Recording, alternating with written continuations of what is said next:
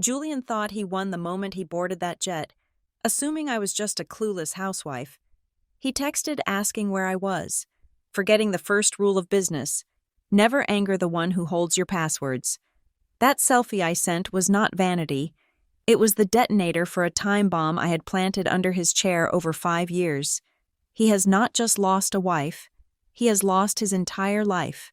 My name is Yara Aldridge, and for the last decade, I have perfected the art of disappearing while standing in the center of a room. The crystal chandelier above the foyer of our Seacliff mansion cast a fractured golden light over the crowd, illuminating the jewels of San Francisco's tech elite. It was a fundraiser for digital literacy, or perhaps ocean conservation. Frankly, the cause mattered less to these people than the exclusivity of the invitation. I stood by the grand staircase, a flute of vintage champagne warming in my hand, wearing a silk gown the color of midnight that cost more than my father had made in 5 years of manual labor. I smiled until my jaw ached, nodding as a venture capitalist droned on about disruption. All while my eyes tracked my husband across the room. Julian Thorne, the CEO of Nebula Dynamics, was radiant.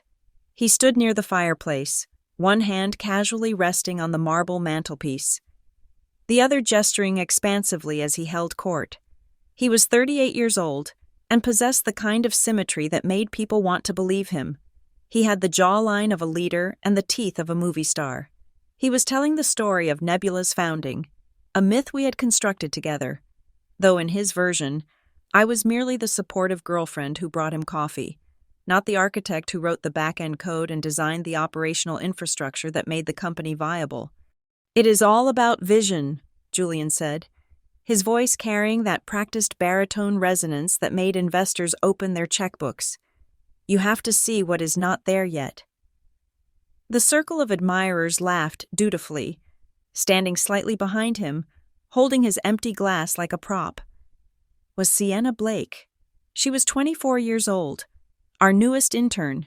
Though Julian had insisted on calling her an executive trainee, she wore a dress that was just a fraction too tight for a corporate function, a shade of red that demanded attention. She looked at Julian not with the respect of an employee, but with the hunger of a predator spotting a wounded animal. I took a sip of champagne, the bubbles tasting sharp against my tongue. I knew that look. I also knew that Julian enjoyed it. He was a narcissist who fed on adoration the way the rest of us needed oxygen. But tonight, there was something else, a shift in the air pressure, a heavy, suffocating thickness that had nothing to do with the fog rolling in off the bay outside. "Yara, darling," Julian beckoned me over, his smile tight. "Come, say hello to the senator." I moved toward them, the silk of my dress whispering against my skin. As I approached, I saw Julian's hand brush against the small of Sienna's back. It was a micro gesture, lasting less than a second, but to a woman who had spent 12 years analyzing market trends and operational inefficiencies, it was as loud as a gunshot. "Senator," I said, extending my hand, "it is a pleasure." "Your husband was just telling us about his upcoming trip," the senator said, beaming. "Global expansion never sleeps, does it?" I froze, just for a heartbeat. "No," I recovered smoothly. "It certainly does not." I looked at Julian. His eyes did not meet mine. He was looking past me, at a reflection of himself in the mirror across the room. Later that night, after the guests had departed and the catering staff was clearing away the remnants of lobster tails and caviar, Julian loosened his tie. The house was quiet, save for the distant hum of the wine fridge. "I need to fly to the Maldives tomorrow," he said, pouring himself a scotch. He did not offer me one. "The Maldives?" I asked, keeping my voice neutral. "That is a long way for a sudden meeting, Julian, and it is Leo's baseball championship this weekend. You promised him." "It is urgent, Yara," he snapped, the charm of the party vanishing instantly. "A private investor, very high net worth. He is on his island and will only meet this week. If I land this, Nebula goes global. Do you want me to throw that away for a baseball game?" "I can come with you," I suggested. watching him closely. I can prep the due diligence while you handle the FaceTime. My mother can take Leo.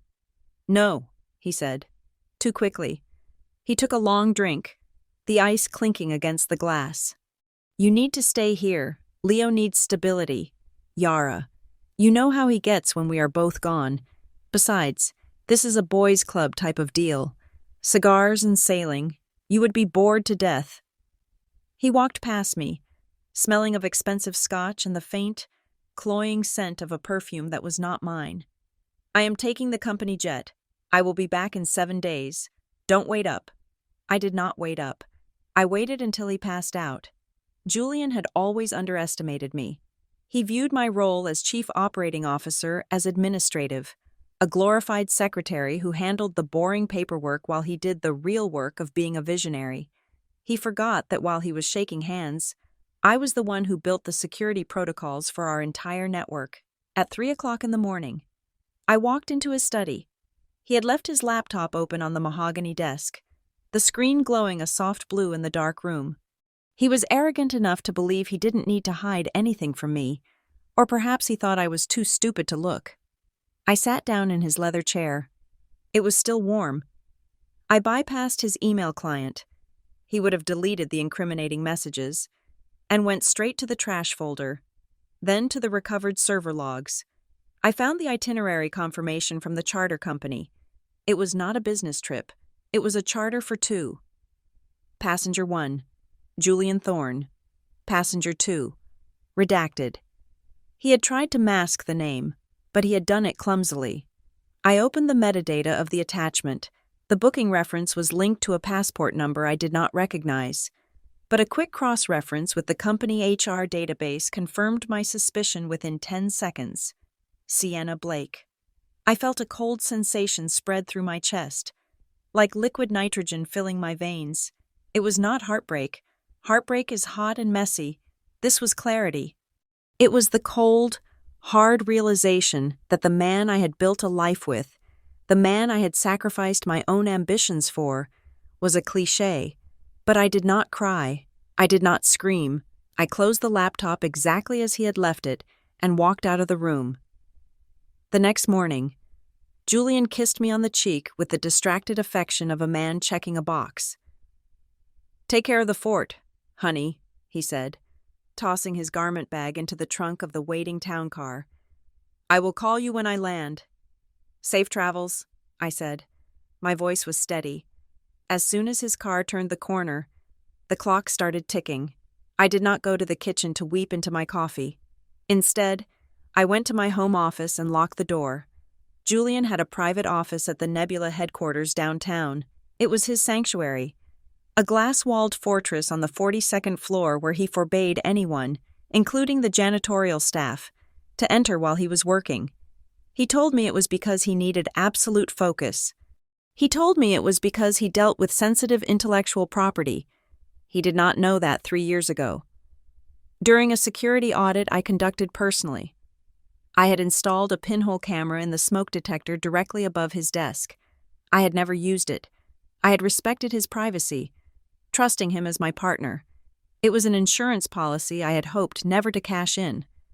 I opened my secure server and typed in the encryption key. The feed loaded. The image was crisp, high-definition 4K video with enhanced audio. The timestamp showed it was from yesterday afternoon, hours before the party. The office was sleek, modern, and expensive. Julian was sitting on the edge of his massive oak desk. Sienna was standing between his legs. Her hands were resting on his chest, her fingers toying with his tie. "Are you sure she won't suspect anything?" Sienna asked. Her voice was tinny through the speakers but distinct.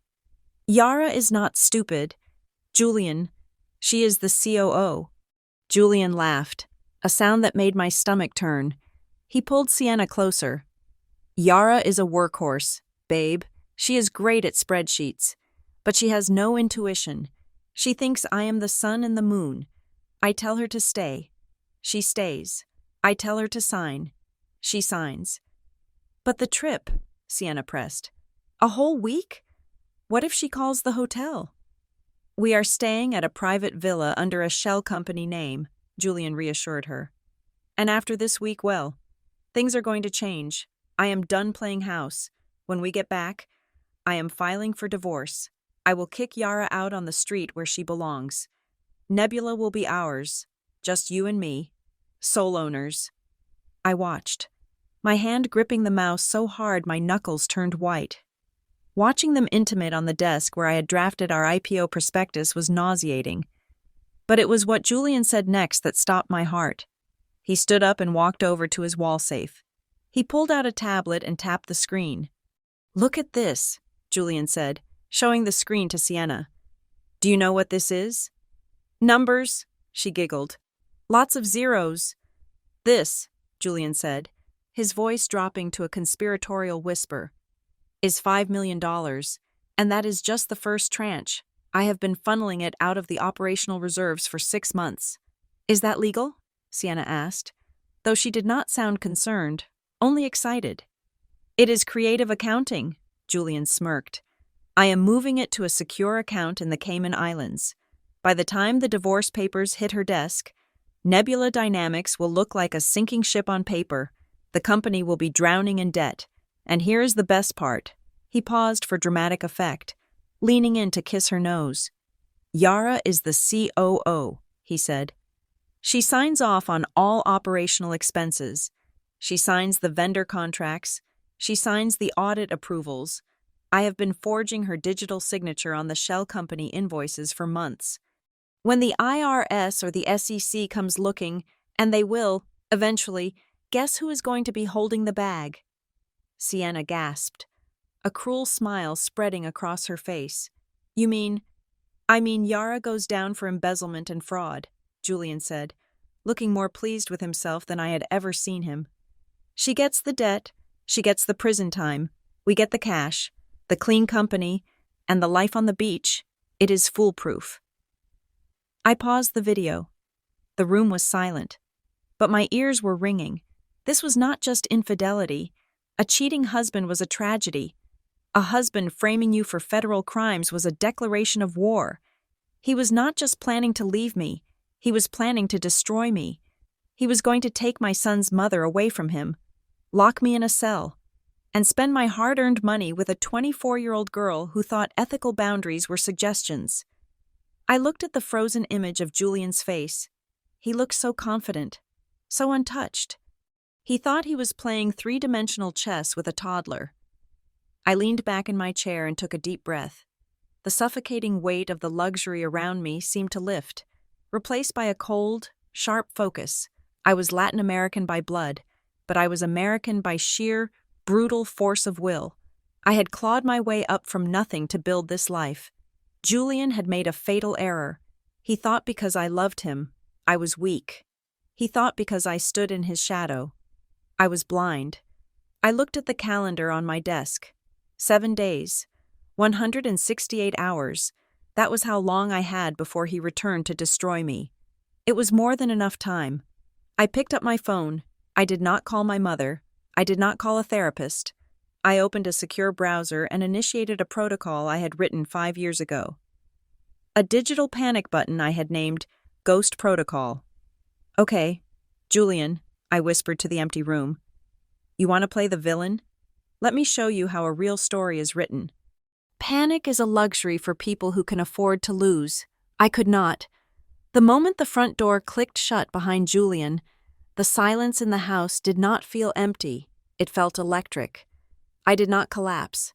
I did not scream into a pillow. I looked at the platinum watch on my wrist. It was 8 o'clock in the morning. I had exactly 168 hours until he returned from the Maldives. But in reality, I had less than 24 hours before he landed and checked his remote server logs. I walked straight to the library, where the main server for our home network hummed inside a ventilated cabinet. Julian was a brilliant frontman, but he was lazy with his digital hygiene. He assumed that because he paid for military-grade encryption, he was safe. He forgot that I was the one who had hired the technicians to install it. I pulled a 2-terabyte solid-state drive from my pocket. My hands were steady, shockingly so. I plugged it into the hardline port. I did not just copy the files. I initiated a bit-for-bit forensic image of his entire digital life. Every email, every deleted chat log, every offshore transaction, and most importantly, the metadata that proved he had been forging my digital signature on loan documents for the past 18 months. The progress bar crawled across the screen. 10%, 20%, while the data siphoned out of his life and into my pocket. I went upstairs to the master bedroom. I did not pack a suitcase. A suitcase suggests a planned vacation. I grabbed a duffel bag, the kind used for the gym. I packed only the essentials: passports, birth certificates for Leo and me, my physical hard copy backup of the prenuptial agreement, and the jewelry that had belonged to my grandmother. I left the diamonds Julian had bought me. They were insured by him, and I wanted him to see them sitting there, gathering dust. The download finished at 8:45. I pulled the drive, slipped it into the lining of my jacket, and erased the access log. To his system, it would look like a routine automated backup. My next stop was not the airport. It was the financial district. Silas Sterling's office occupied the entire 45th floor of the Transamerica Pyramid. He was known in San Francisco legal circles as the White Shark. He did not take cases. He took kills. He was 55 years old, with silver hair combed back with precision and a suit that cost more than most people's cars. His receptionist tried to tell me he was booked until next month. I told her to hand him a single piece of paper. On it, I had written 3 words: Nebula, Cayman, Rico. 2 minutes later, I was sitting in his corner office. The view of the bay was breathtaking. But Silas was not looking at the view. He was looking at me with mild amusement, tapping a fountain pen against his desk. "Mrs. Thorne," Silas said, his voice like gravel wrapped in velvet. "I usually represent the husbands in these scenarios. They tend to have the checkbooks. Why should I help you dismantle a company that, by all public accounts, is a unicorn?" "Because the unicorn is dead, Mr. Sterling," I said, placing the hard drive on his desk. "It is a carcass filled with rot, and my husband is trying to sew me inside it." I opened my laptop and pulled up the file I had extracted. It was a loan agreement for $10 million from a shell corporation in Panama, secured against the personal assets of the COO of Nebula Dynamics. Me. Silas leaned forward, putting on his reading glasses. The amusement vanished from his face, replaced by the sharp, predatory focus of a hunter spotting blood. He scrolled through the documents, his eyes darting back and forth. He saw the forged signatures. He saw the transfers to the Cayman Islands. He saw the tax evasion structure that was so aggressive it was practically suicidal. "He is not just stealing from the company," Silas murmured. "He is loading the company with toxic debt, leveraging your credit score and your personal liability to do it. If you file for a standard divorce today, the forensic accountants will see your name on these loans. You will not just be broke, Yara, you will be indicted for fraud." "I know," I said. "He thinks I am the perfect scapegoat. He plans to return in a week, file for divorce, and leave me with the debt while he keeps the cash he siphoned off." Silas sat back, tenting his fingers. "The law is a blunt instrument. Mrs. Thorne, proving forgery takes time, years. At that time, your assets are frozen, your reputation is destroyed, and he is drinking Mai Tais on a beach with your money. We cannot play defense. We have to trap him." "How?" I asked. "We need him to volunteer to take the debt," Silas said, a cold smile touching his lips. "We need to construct a scenario where he believes that taking 100% of the company, including the liabilities, is a victory. We have to feed his greed until it chokes him." He looked at the timeline. "You said he is gone for a week?" 7 days, I confirmed. "Good. That is enough time to set the stage," Silas said, opening a fresh legal pad. "But you cannot be here. If he senses you are making a move, he will liquidate the remaining assets and run. You need to vanish, not like a fugitive, but like a woman who is simply checking out. Make him believe you are emotional, irrational, and completely unaware of the financial reality." "I have a place," I said. "Cabo, a rental property under a friend's maiden name. It is outside immediate U.S. jurisdiction, which buys us a buffer if he tries to file an emergency custody order. Go, Silas commanded. Do not use credit cards. Do not use your primary phone. I will handle the filings. When he lands, I want him to feel like the ground has disappeared beneath his feet. I left his office at 10 o'clock. My next stop was the bank. I had a personal savings account, an inheritance from my grandmother that I had never commingled with our marital assets. It was not a fortune compared to Julian's theoretical net worth, but it was real money, $312,000. I walked into the branch and requested a wire transfer to a secure holding account in Switzerland, one that Silas had recommended for asset protection. Then, I withdrew $20,000 in cash. Leaving the bank, the reality of what I was doing hit me. I was dismantling my life. But then I thought of Leo. I drove to his private school. It was only 11 o'clock, well before pickup time. I walked into the administration office with a smile that felt painted on. Family emergency, I told the principal. My mother in New Mexico is ill. I need to take Leo out for the week. It was a lie, but it was a plausible one. 10 minutes later, Leo came running down the hall, his backpack bouncing against his shoulders. He was 6 years old, with my dark eyes and Julian's chaotic hair. He looked at me with pure, uncomplicated joy. Mommy, are we going on an adventure? Yes, baby, I said, crouching down to hug him, smelling the scent of crayons and playground dust. We are going to the beach, just you and me. And Daddy? He asked. Daddy is working, I said, the word tasting like ash in my mouth. He is on a very long trip. I drove us back to the house one last time. I needed to set the scene. I sent Leo to his room to pack his favorite Lego sets while I went to the kitchen. The kitchen was a masterpiece of Italian marble and stainless steel. A cold, perfect space where we had hosted countless dinner parties. I took off my wedding ring. It was a 3-carat solitaire, a symbol of ownership rather than love. I placed it in the center of the kitchen island. Next to it, I placed a file folder. I had spent the previous night forging this document. It was a household renovation plan. Inside were brochures for expensive Italian tiles, a quote for a pool house expansion that cost $200,000, and a printed email draft to a contractor discussing upgrades. When Julian found this, he would not see a wife who was plotting revenge. He would see a wife who was planning to spend more of his money on frivolous renovations.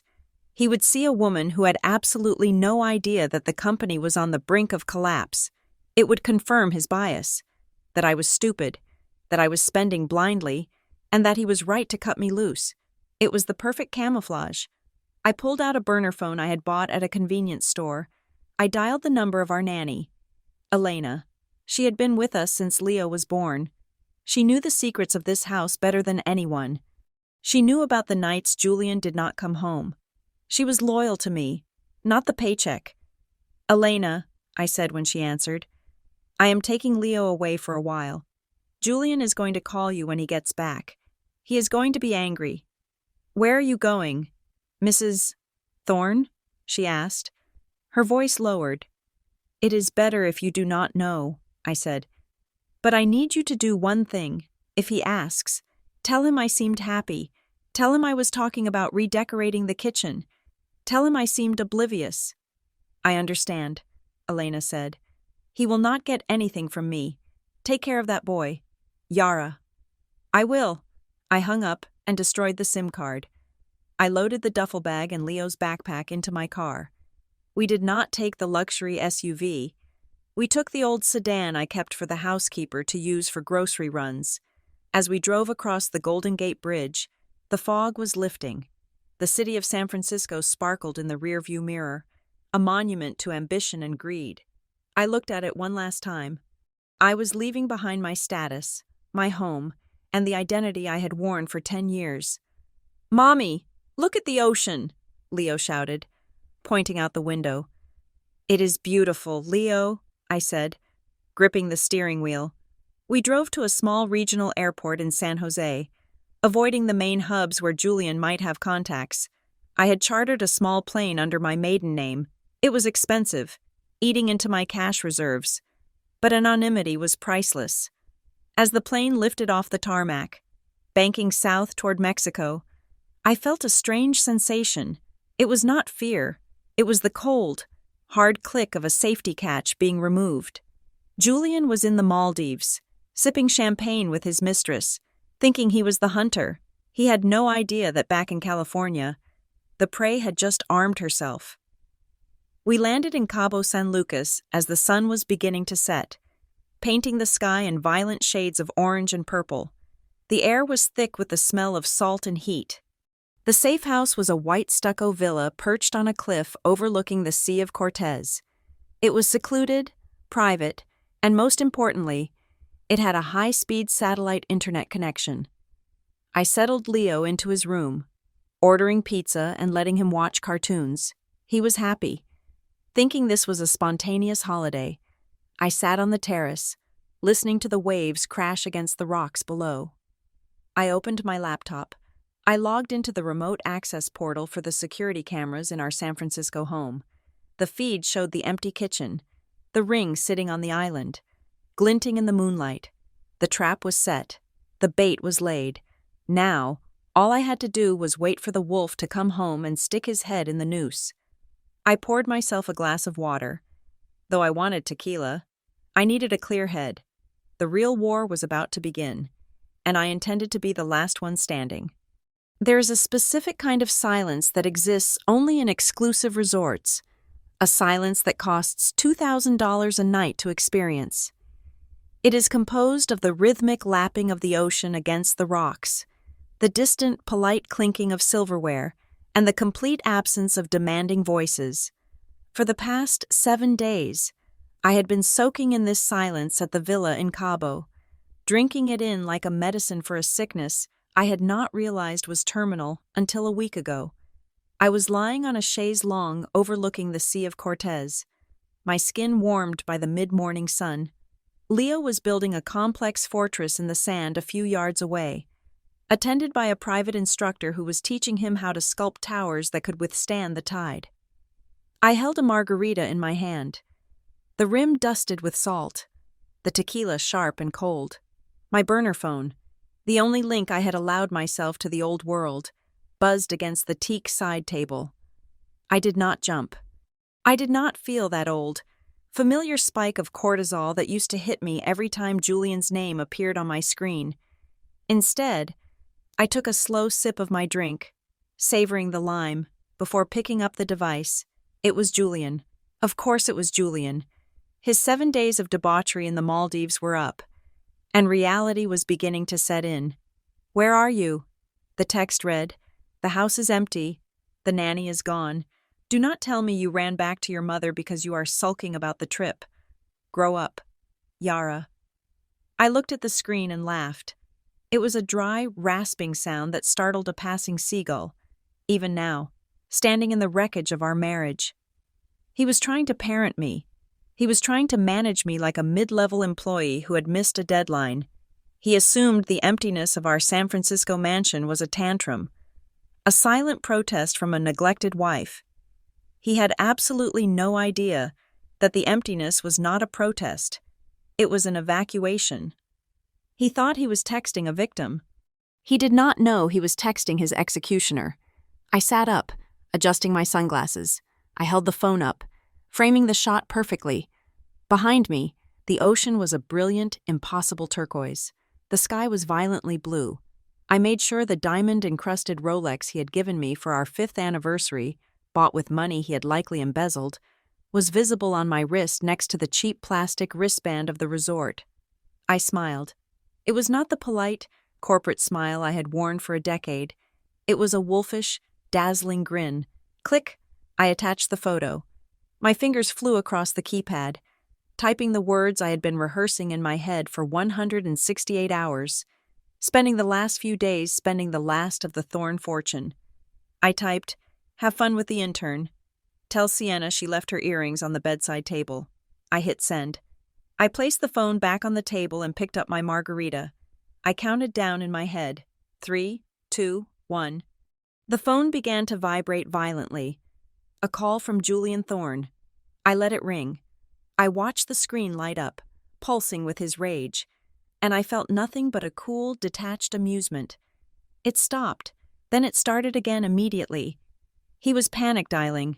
I imagined the scene on the other side of the world. Julian, standing in his overwater bungalow, likely tanned and smelling of expensive lotion, staring at his phone in disbelief, the realization hitting him like a physical blow. She knows. I did not answer. I would never answer him again. Instead of my voice, Julian received something far more official. At exactly 9 o'clock Pacific Standard Time, which was 3 minutes ago, the automated email server at the law offices of Silas Sterling had released a priority message to Julian's personal and work accounts. Subject: Petition for dissolution of marriage and temporary restraining order regarding assets. I could almost see the color draining from his face. The email contained a digital copy of the divorce filing, citing irreconcilable differences and adultery, and more importantly, a notification of a freeze on all joint marital assets pending a forensic audit. But Julian, being Julian, would not be terrified yet. He would be arrogant. I knew his mind better than I knew the code of the software I had written. Right now, he was reading the email, his heart rate spiking. But his brain was already spinning the narrative to favor him. He was thinking about the Cayman accounts. He was thinking about the millions of dollars he had successfully siphoned out of Nebula Dynamics over the last 6 months. He would look at Sienna, who was probably lounging on the bed, waiting for him to come back and order room service, and he would smile that twisted, superior smile. "Do not worry, baby," he would say. I could hear his voice clearly in my head. The crazy witch actually did it. She filed. Sienna would panic. But the money? The house? "She can have the house," Julian would say, dismissing a $5 million property with a wave of his hand because he knew it was mortgaged to the hilt. "And she can have the company. In fact, that is the best part. I will let her take it all." He would believe he had won. He would believe that by leaving me the company, he was leaving me a sinking ship, a hollow shell laden with the debt he had secretly accrued. He thought he was walking away with the cash, while I drowned in the liability. "We have the cash in the offshore accounts," he would assure her. "Let her have the title of CEO. She will be CEO of a bankruptcy proceeding. I have arranged everything." That was the beauty of the trap Silas and I had set. We needed him to feel smart.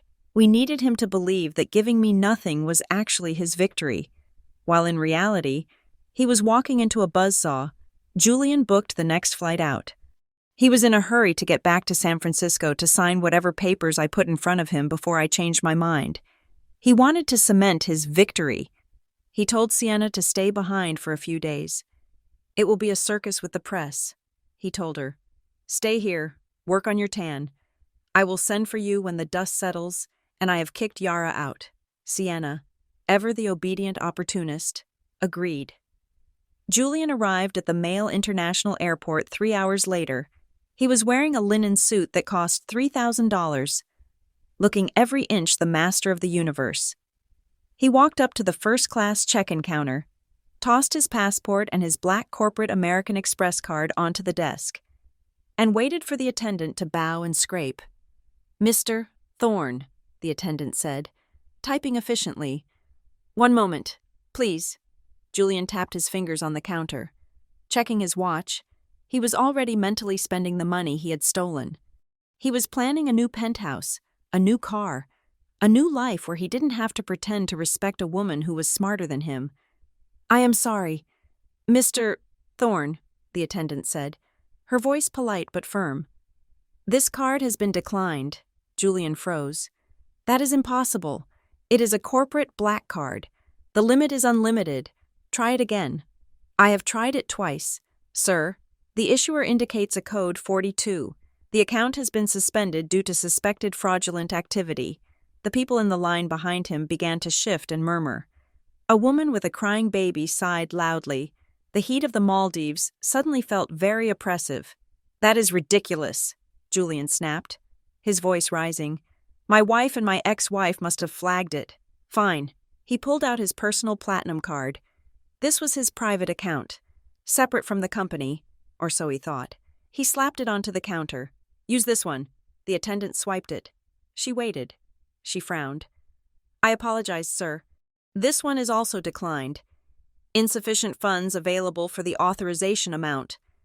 Insufficient funds? Julian shouted. There is $50,000 in that account. There was not. Not anymore. While Julian was flying over the Indian Ocean, Silas Sterling had executed an emergency ex parte motion because the forensic evidence showed Julian was moving marital assets illegally. The judge had granted an immediate freeze on all accounts bearing his name. Every penny he had left in the United States was locked down tight. The only thing he had access to was a small emergency credit card with a $2,000 limit that he kept in his briefcase for emergencies. A card he hadn't used in 3 years. Julian stood there, the sweat beginning to bead on his forehead. The queue behind him was growing restless. The master of the universe was holding up the line because he couldn't pay for his ticket upgrade. Sir, the attendant said, her patience wearing thin. Do you have another form of payment? Or perhaps you would like to step aside so I can assist the next passenger? Step aside? Julian hissed. He looked around. People were staring. A teenager was filming him with a phone. He had to downgrade. He had to use the emergency card to buy a standard economy seat on a commercial flight. No private jet, no champagne, just a middle seat in row 42, next to the lavatory, for a 20-hour journey back to a life that was rapidly disintegrating. Back in Cabo, the sun was setting, painting the sky in shades of bruised purple and gold. I checked my tablet. The notification from the bank monitoring service popped up. Transaction declined. Mail International Airport. I smiled. It was a small victory. Petty even, but it tasted sweeter than the margarita. I opened my social media app. I had been silent on Instagram for 2 years, posting only generic holiday greetings and corporate press releases. My followers were mostly industry peers, investors, and the San Francisco socialite circle, the people who mattered. I uploaded the selfie I had taken earlier, the one with the ocean, the drink, and the smile that said I knew everything. I typed the caption carefully. I did not mention divorce. I did not mention Julian. I did not mention the intern. I simply wrote, freedom is expensive, but looking at the ROI, it is worth every penny. I hit post. Within 10 minutes, the phone began to light up with notifications, likes, comments, DMs asking if I was okay, if I was on vacation, if the rumors were true, and then, the real impact. I switched to the financial news app. The rumor mill in Silicon Valley moves faster than light. A prominent tech blogger, who followed me, had screenshotted my post and retweeted it with a caption.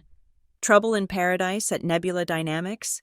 COO posts cryptic message about freedom while CEO is MIA. Stock down 2 points in after-hours trading. I watched the ticker symbol for Nebula Dynamics blink red. It was a small dip, just a wobble, but it was the first crack in the dam. Julian's entire net worth, his leverage, his reputation, was tied to that stock price, and I had just nudged it with a single thumb press. Leo ran up to me, holding a seashell that looked like a spiraled horn. Mommy, look, I found a treasure. It is beautiful, Leo, I said, pulling him onto my lap. It is the best treasure in the world. I kissed the top of his head, smelling the salt and the sun. I was not just fighting for money.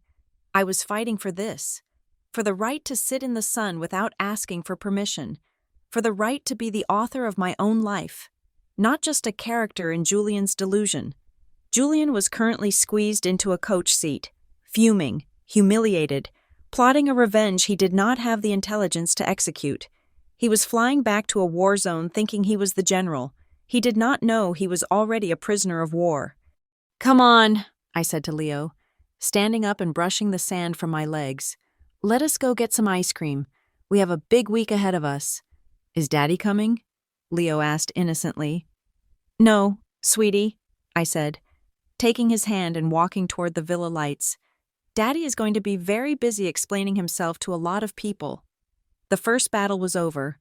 I had fired the warning shot, and it had landed perfectly. Now, I just had to wait for him to land and walk into the slaughterhouse I had prepared for him in the boardroom. San Francisco greeted me with a wall of gray fog, which was fitting. I had left Leo safe in New Mexico with my mother, a woman who asked no questions but cleaned her shotgun when I told her I was going to war. I returned to the city alone, checking into a nondescript hotel downtown rather than our marital home. I needed to prepare the stage. For 10 years, I had dressed to project power. Tailored blazers, stilettos that clicked like hammers on pavement, hair pulled back tight enough to give me a headache. Today, I did the opposite. I sat in front of the hotel vanity mirror and applied my makeup with the precision of a stage artist. I used a foundation 2 shades lighter than my natural skin tone to wash me out. I used a violet shadow, blended subtly under my eyes, to simulate sleeplessness and exhaustion. I skipped mascara so my eyes looked smaller, weaker. I wore a beige cardigan that swallowed my frame, making me look shrunken. When I looked in the mirror, I did not see Yara Aldridge, the COO, who could dissect a balance sheet in 30 seconds. I saw a broken woman.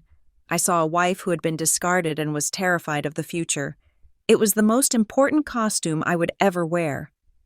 The mediation took place in a glass-walled conference room in the financial district, neutral ground that felt anything but neutral. Julian was already there when I arrived. He sat at the head of the table, flanked by his lawyer, a man named Vance, who was known for being loud and expensive, and there, sitting in the corner chair, was Sienna. The sheer audacity of bringing his mistress to his divorce mediation was a calculated insult. Julian wanted to rattle me.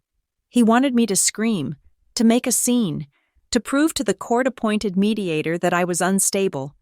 Sienna was wearing a white dress, looking innocent and bored, scrolling through her phone. I walked in, keeping my head down. I did not look at Sienna. I looked at Julian, letting my chin tremble just slightly. "You look terrible," Julian said. It was not an observation. It was a greeting. "I assume you are ready to stop this nonsense and sign?" I sat down next to Silas. My lawyer, the legendary White Shark, was putting on a performance that rivaled my own. He had swapped his Italian suit for a rumpled tweed jacket. He had perched a pair of reading glasses on the end of his nose and was shuffling through a stack of papers with shaking hands, looking for all the world like a man who should have retired a decade ago. Now, Mr. Thorne," Silas said, his voice quavering. "My client is very emotional. We are just looking for a fair resolution to end this tragedy." Julian leaned back, crossing his arms. He looked at me with a mixture of pity and disgust. "There is no tragedy, Silas. There is just a marriage that expired. I built this company. I made the money. Yara was just along for the ride. Now the ride is over." Vance, Julian's lawyer, slid a document across the table. "This is our initial offer, Mr. Thorne is generous. He is willing to offer a monthly spousal support payment of $5,000 for 3 years. In exchange, Mrs. Thorne waives all claims to Nebula Dynamics and vacates the marital residence within 30 days. $5,000. It was an insult so profound it almost made me break character. That was less than what Julian spent on wine in a month. Silas picked up the paper, squinting at it. "Oh dear," he mumbled. "This seems rather low, considering Mrs. Thorne's contribution to the founding of the firm." "Contribution?" Julian laughed. A sharp bark of a sound. "She ordered the office furniture. Silas, I wrote the code. I closed the deals. If we go to court, I will prove she was nothing more than a glorified assistant. And Yara." He turned his gaze on me, his eyes cold. "If you drag this out, if you make this ugly, I will go for full custody of Leo. I will paint you as an unstable, vindictive absentee mother who kidnapped our son to Mexico. Do you think a judge will look kindly on that beach selfie?" The threat to Leo was the trigger. I let a tear slip down my cheek. I had practiced this. "Please, Julian," I whispered, my voice cracking. "Do not take Leo. He is all I have." "Then sign," Julian said, tapping the table. Silas patted my hand, playing the role of the comforting grandfather. He looked up at Julian. "My client is willing to be reasonable. She does not want a war, but she needs security, and she has an emotional attachment to the company. It was her life's work, too." Silas paused, adjusting his glasses. "We propose a counteroffer. Mrs. Thorne will grant Mr. Thorne full operational control. However, she wishes to retain the marital home, and she requests to keep 20% of the equity in Nebula Dynamics, a silent partnership, just for the dividends, to secure the boy's future." The room went silent. I watched Julian's face closely. I saw the gears turning behind his eyes. 20%. To a normal person, giving up 80% of a company would seem like a defeat. But I knew what Julian knew, or what he thought he knew. In Julian's mind, Nebula Dynamics was a corpse. He had spent the last 6 months loading the company with toxic debt, utilizing the shell companies and the loans he had forged my signature on. He believed the company was millions of dollars in the red.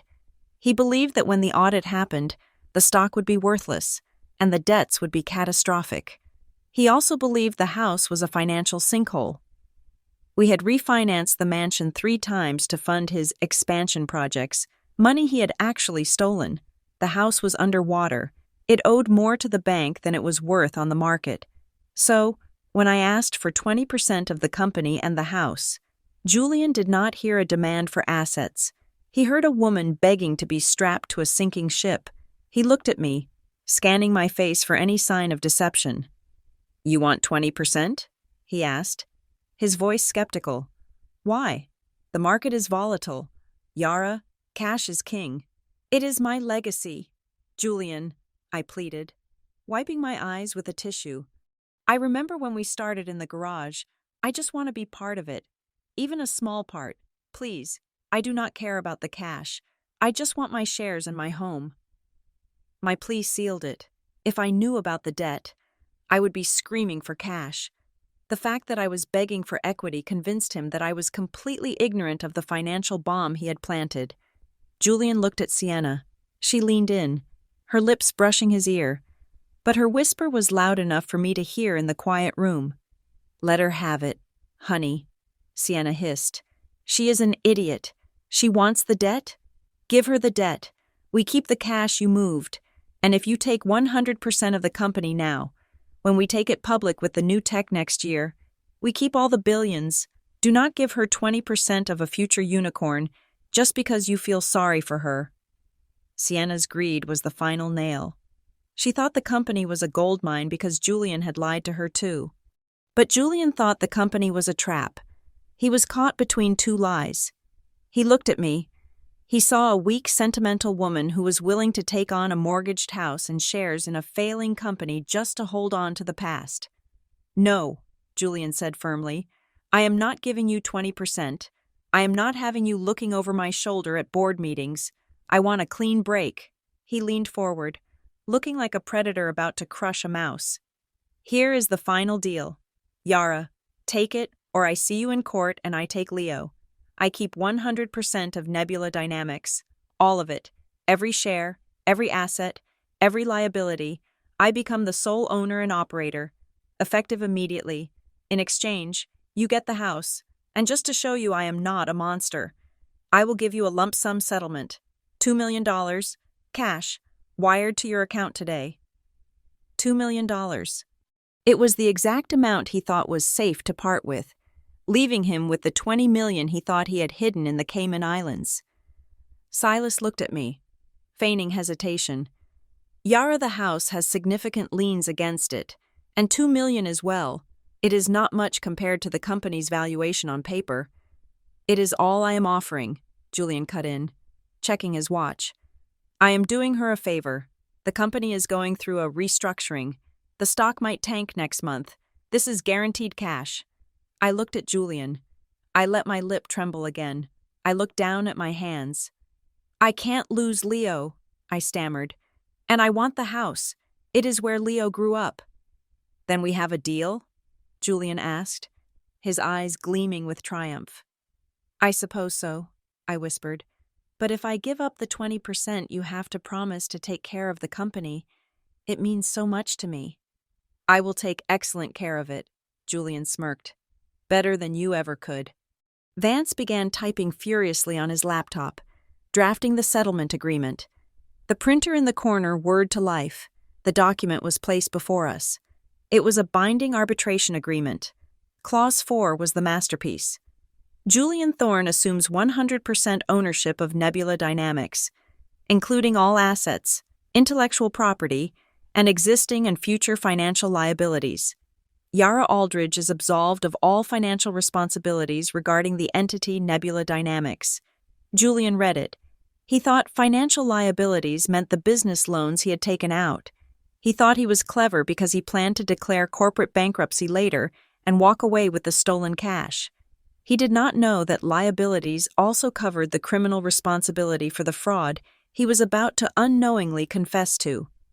He signed his name with a flourish, the expensive pen scratching loud in the silence. He pushed the paper toward me. Your turn, he said. Don't cry on the ink. I picked up the pen. My hand did not shake. I signed my name, Yara Aldridge.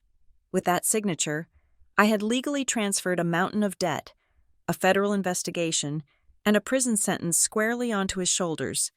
I had accepted a house I could pay off with the inheritance he didn't know I had, and I had accepted $2 million of his own money. The mediator stamped the document. This agreement is binding and effective immediately. Julian stood up. Buttoning his jacket, he looked at me with a sneer of absolute victory. You know, Yara, I almost feel bad for you. You really have no head for business. You settled for peanuts. Sienna stood up next to him, looping her arm through his.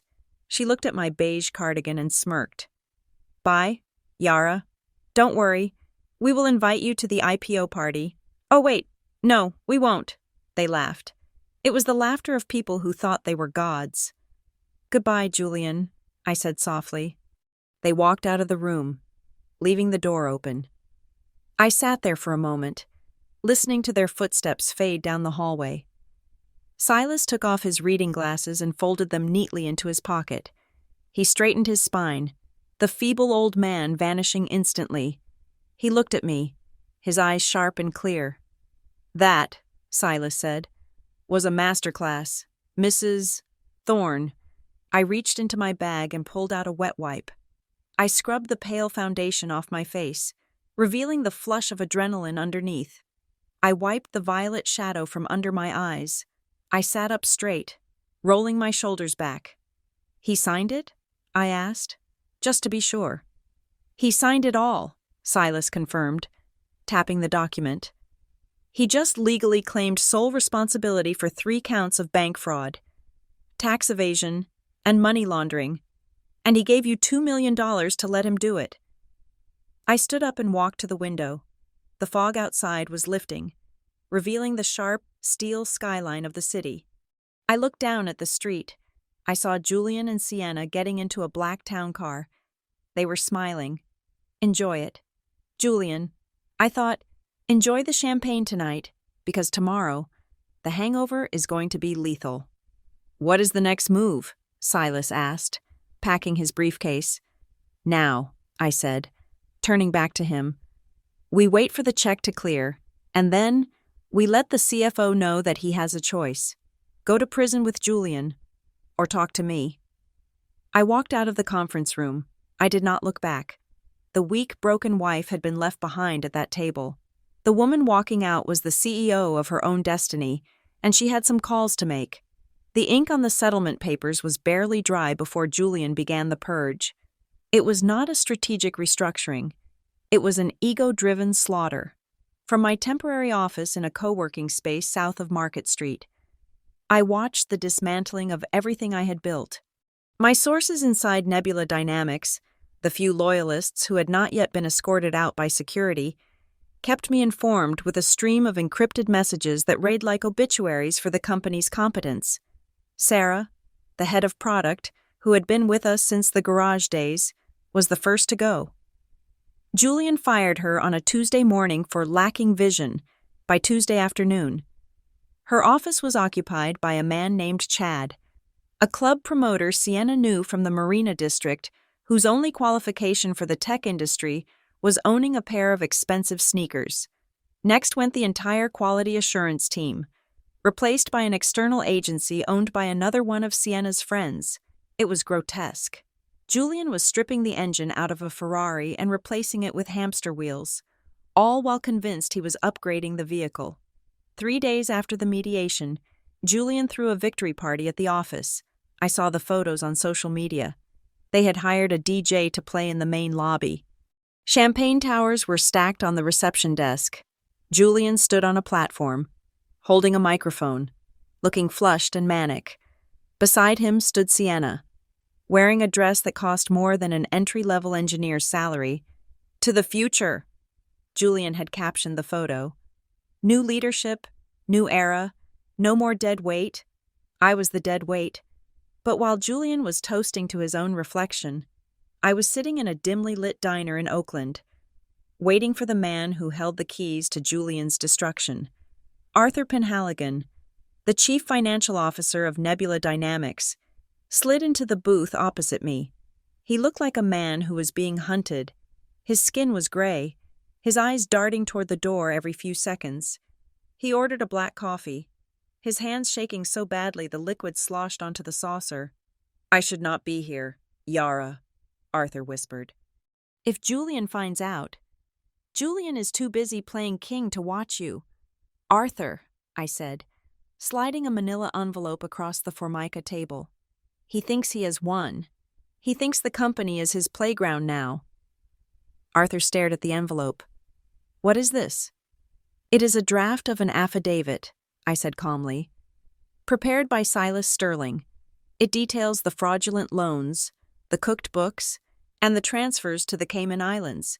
It states clearly that you acted under duress, following direct orders from the CEO, Julian Thorne."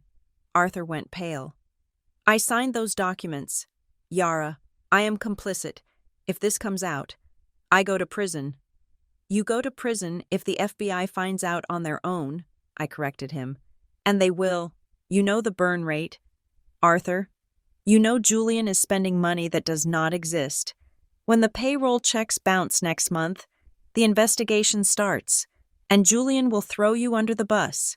He will say you rogue traded. He will say he knew nothing about the accounting irregularities." Arthur flinched. He knew I was right. That was exactly Julian's playbook.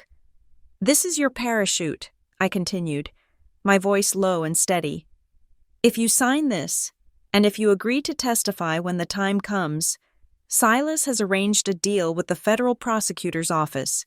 Full immunity in exchange for the big fish. You walk away. You lose your license, maybe, but you keep your freedom. You get to go home to your wife and daughters." Arthur looked at me, sweat beading on his upper lip. He looked at the envelope, then back at me. "Why are you helping me?" "Because you are a good man who made a bad choice out of fear," I said. "And because I need a witness who knows where the bodies are buried. Do we have a deal?" Arthur hesitated for a long second, then reached out and took the envelope. He slid it into his briefcase.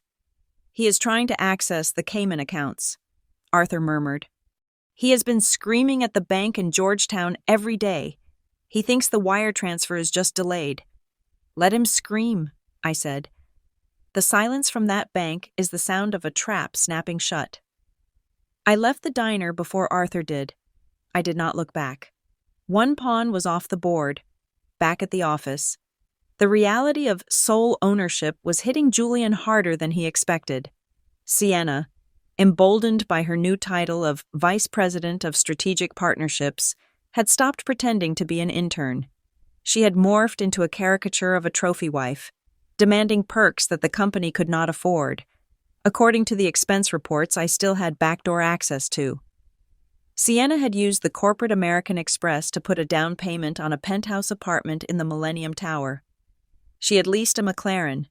She had ordered a complete renovation of the executive suite because the feng shui was wrong.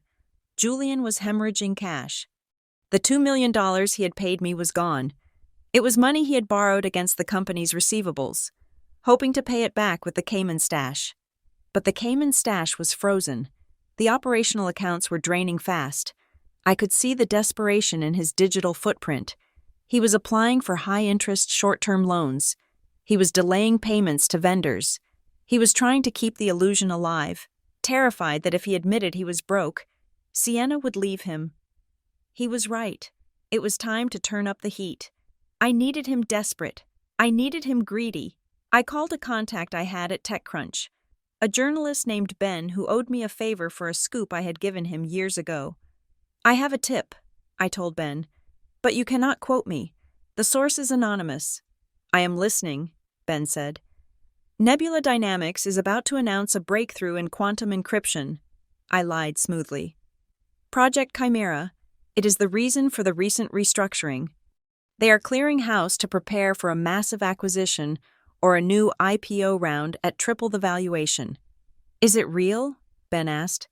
"The buzz is real," I equivocated. "The stock is undervalued." Ben ran the story 3 hours later. Nebula Dynamics. Rumored to hold secret quantum tech. CEO. Thorn poised for billions? The effect was instantaneous. The stock price, which had been wobbling, shot up by 15%. The market loved a mystery. Julian must have been ecstatic. I could imagine him sitting in his office, reading the headline, and for a moment, believing his own lie. He probably convinced himself that he did have a secret project, or that he could fake one long enough to sell the company. The article fed his narcissism like gasoline on a fire. Sienna saw the headline too. "Billions," she would have whispered to him. "Julian, we are going to be billionaires." But then, the greed kicked in, the twisted, bottomless greed that I had been counting on. 2 days after the article appeared, my phone rang. It was Silas. "We have a problem," Silas said, though he sounded calm. "Or perhaps an opportunity. Julian's lawyer just contacted me." "What does he want?" I asked. "He wants to amend the divorce settlement," Silas said. "He says that in light of the new valuation of the company and your instability in taking Leo to Mexico, the previous custody arrangement is unsatisfactory. He wants full custody of Leo, sole legal and physical custody. He wants to cut you out completely." I felt the blood drain from my face, replaced by a cold, sharp rage. It was one thing to steal my company, it was another to try and steal my son. "He wants to hurt me," I said. "He thinks I duped him into giving me the house, and now that he thinks he is going to be a billionaire, he wants to erase me from Leo's life so he does not have to pay child support or deal with a poor ex-wife." "Exactly," Silas said. "He is overplaying his hand. He is drunk on a stock price that is built on vapor. He is demanding an emergency hearing to sign a comprehensive separation addendum." "What is in the addendum?" "He wants you to waive all parental rights in exchange for him not suing you for corporate sabotage regarding the staff firing rumors. It is blackmail, Yara, but here is the catch. In his rush to draft this new agreement, his lawyer has included a clause to consolidate all historical and future liabilities under the sole custody parent to ensure the child's inheritance is protected." I paused. I processed the legalese. Julian was so obsessed with ensuring that he owned everything for Leo, and really, for himself, that he was demanding a clause that explicitly stated the custodial parent, him, took on absolute responsibility for the family legacy, including every legal skeleton in the closet. Julian was signing a document that gave him the theory of custody in 3 months, but gave him the reality of the federal crimes today, and in 3 months, he would not be in a position to care for a goldfish, let alone a 6-year-old boy. "He is betting on a future he will never see," I said. "Correct," Silas said. "He is so greedy to take the boy and the billions that he is not reading the timeline. He wants to sign tomorrow." I closed my eyes. I thought of Leo, building sandcastles in Cabo. I thought of Julian, the man who had promised to love me, now trying to rip my child from my arms just to satisfy his ego and his mistress's vanity. "Set the meeting," I told Silas. "I will sign." The meeting took place in the same conference room, but the atmosphere was different. Julian was electric with arrogance. He was wearing a new suit. Sienna was there, looking at me with open contempt. She was already planning the nursery renovation, likely turning it into a closet for her shoes. "You should have stayed in Mexico," Julian sneered as I sat down. "You are unfit, Yara, dragging a child to a third-world country while I am here closing deals." "I just want what is best for Leo," I said, my voice barely a whisper. I did not have to act much. The fear of losing my son was real, even if I knew the trap was secure. "What is best for Leo is a father who is a billionaire," Sienna chimed in. "Not a mother who is unemployed." I looked at the document, the comprehensive separation addendum. It was a death warrant, for him. "If I sign this," I asked, looking at Julian, "you promise not to sue me? You promise to leave me alone?" "I will never speak to you again," Julian promised. "You will be a ghost." "And the liability clause?" Silas asked, playing the worried lawyer. "It seems very broad. It says Mr. Thorne accepts all historical responsibility for the corporate entity." "I told you," Julian snapped. "I am the company. I built it. I own it. I take the credit. I take the blame. Just give me the pen." He was so impatient. He wanted to get back to his fantasy life. I picked up the pen. I looked at Julian one last time. I searched for a shred of the man I had married, a trace of humanity. I found nothing, just a hollow shell filled with greed. "Goodbye, Julian," I said. I signed. Julian snatched the paper away before the ink was dry. He signed it with a violent slash of his pen. "Done," he declared. "Get out of my sight. Yara." He stood up, grabbing Sienna's hand. "Come on, baby. Let's go look at that island in the Mediterranean." They stormed out, high on victory. I sat in the chair, my heart pounding against my ribs like a trapped bird. Silas reached over and took the document. He placed it carefully in his briefcase. "He missed the contingency clause," Silas said softly. "He thinks he has custody. He has nothing. But the liability waiver? That is ironclad." "How long?" I asked. "The FBI has the affidavit from Arthur," Silas said. "They were waiting for this document to confirm he was claiming sole ownership of the illicit activities. Now that he has formally claimed the historical responsibility in a legal contract," Silas checked his watch. "I would say you have about 24 hours before the house of cards collapses." I stood up. My legs felt weak, but my resolve was steel. Julian had tried to take my son. He had crossed the final line. "Let it burn," I said. The courtroom smelled of lemon polish and stale anxiety, a scent I had come to associate with the systematic dismantling of lives. We were in Department 4 of the Superior Court, a windowless room with fluorescent lights that hummed like a dying insect. This was the stage for the final act, the place where the narrative of the Thornes would officially end and the autopsy would begin. Julian sat at the plaintiff's table, looking less like a man going through a divorce and more like a CEO waiting to ring the opening bell at the stock exchange. He was flanked by Vance, his lawyer, and 3 junior associates who were frantically organizing binders of financial disclosures.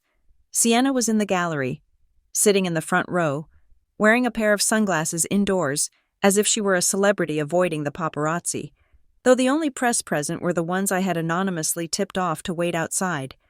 The bailiff called the court to order. Judge Harrison, a stern woman with a reputation for detesting theatrics, took the bench.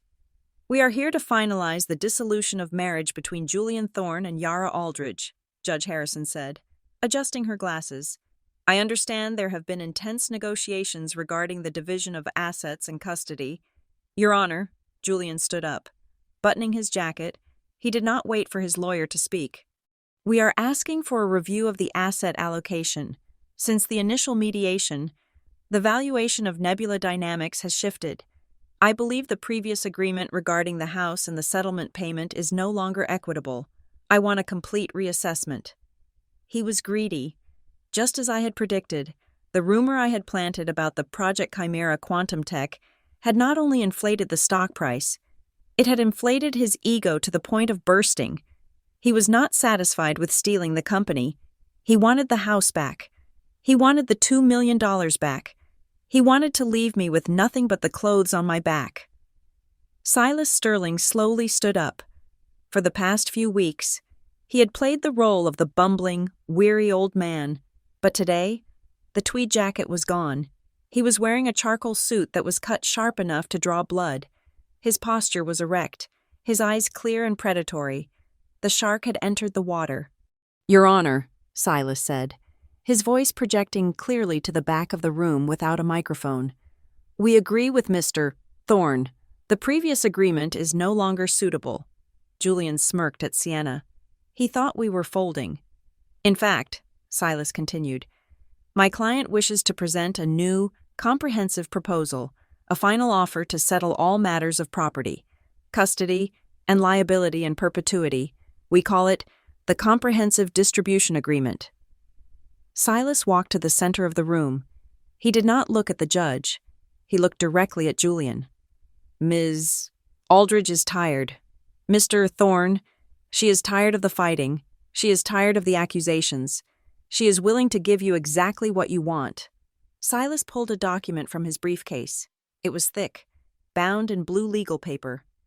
"Under the terms of this new agreement," Silas announced, "Yara Aldridge agrees to waive her right to the marital home. She agrees to return the $2 million settlement payment in full. She agrees to waive all claims to spousal support, now and forever. She agrees to transfer 100% of her equity, stock options, and intellectual property rights in Nebula Dynamics to Julian Thorne." The courtroom went dead silent. Even the court reporter paused. Julian's mouth opened slightly. Sienna lowered her sunglasses. "She is giving up everything?" Julian asked, his voice thick with disbelief and sudden, intense lust for the money. "Everything," Silas confirmed, "with two conditions. Condition 1, Ms.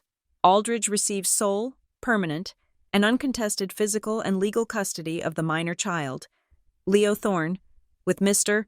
Thorne retaining visitation rights solely at the discretion of the mother." Julian waved his hand dismissively. "Fine. The boy drags me down anyway. What is the second condition?" "Condition 2, Silas said, his voice dropping an octave, becoming heavy and absolute. "Julian Thorne assumes sole, exclusive, and retroactive liability for all activities, financial transactions, debts, and legal obligations of Nebula Dynamics and its subsidiaries, domestic and offshore. This includes a formal acknowledgement that as the visionary and sole operator, Mr. Thorne directed all fiscal strategies from the company's inception to the present day." Vance, Julian's lawyer, suddenly sat up straighter. He grabbed the document from Silas's hand and began to read furiously. "Wait a minute," Vance hissed, leaning toward Julian. "Julian, you cannot sign this. Retroactive liability?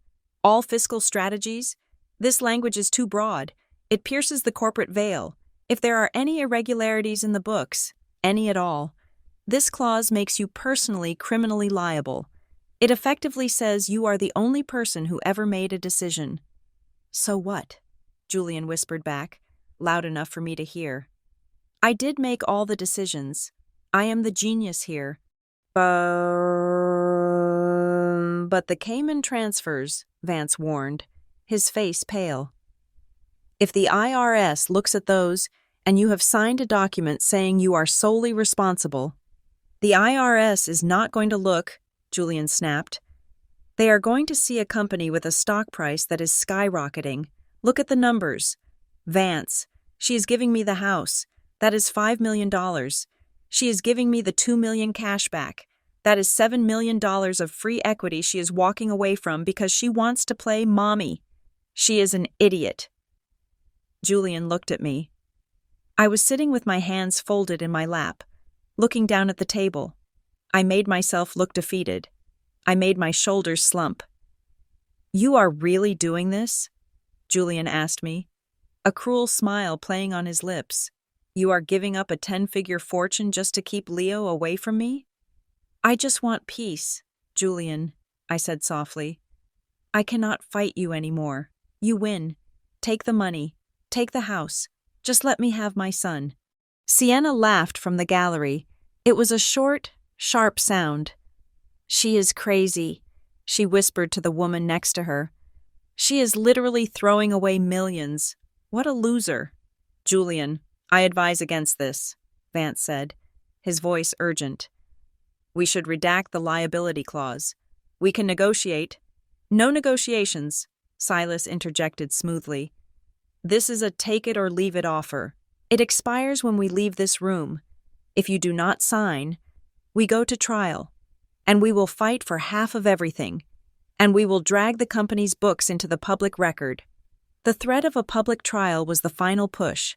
Julian was terrified of anyone looking too closely at his books before he could fix them with the imaginary quantum tech money. He needed full control, and he needed it now, in the dark. "I am signing," Julian said, grabbing the pen from Vance's hand. "Julian, please," Vance begged. "This is a trap. I can feel it." "You are fired, Vance," Julian said without looking at him. "I do not pay you to be a coward." Julian flipped to the last page. He signed his name with a large, aggressive signature that took up half the page. "Julian Thorne." He pushed the document toward me. "Your turn. Try not to cry on the paper." I stood up. I walked to the podium. I picked up the pen. It felt heavy, like a weapon. I looked at the document. It was a masterpiece of legal engineering. By signing this, Julian had not just accepted debt. He had signed a confession. He had legally isolated me from every single crime he had committed. He had built a firewall around me and Leo, constructed out of his own greed. I signed my name, Yara Aldridge. "It is done," Silas said.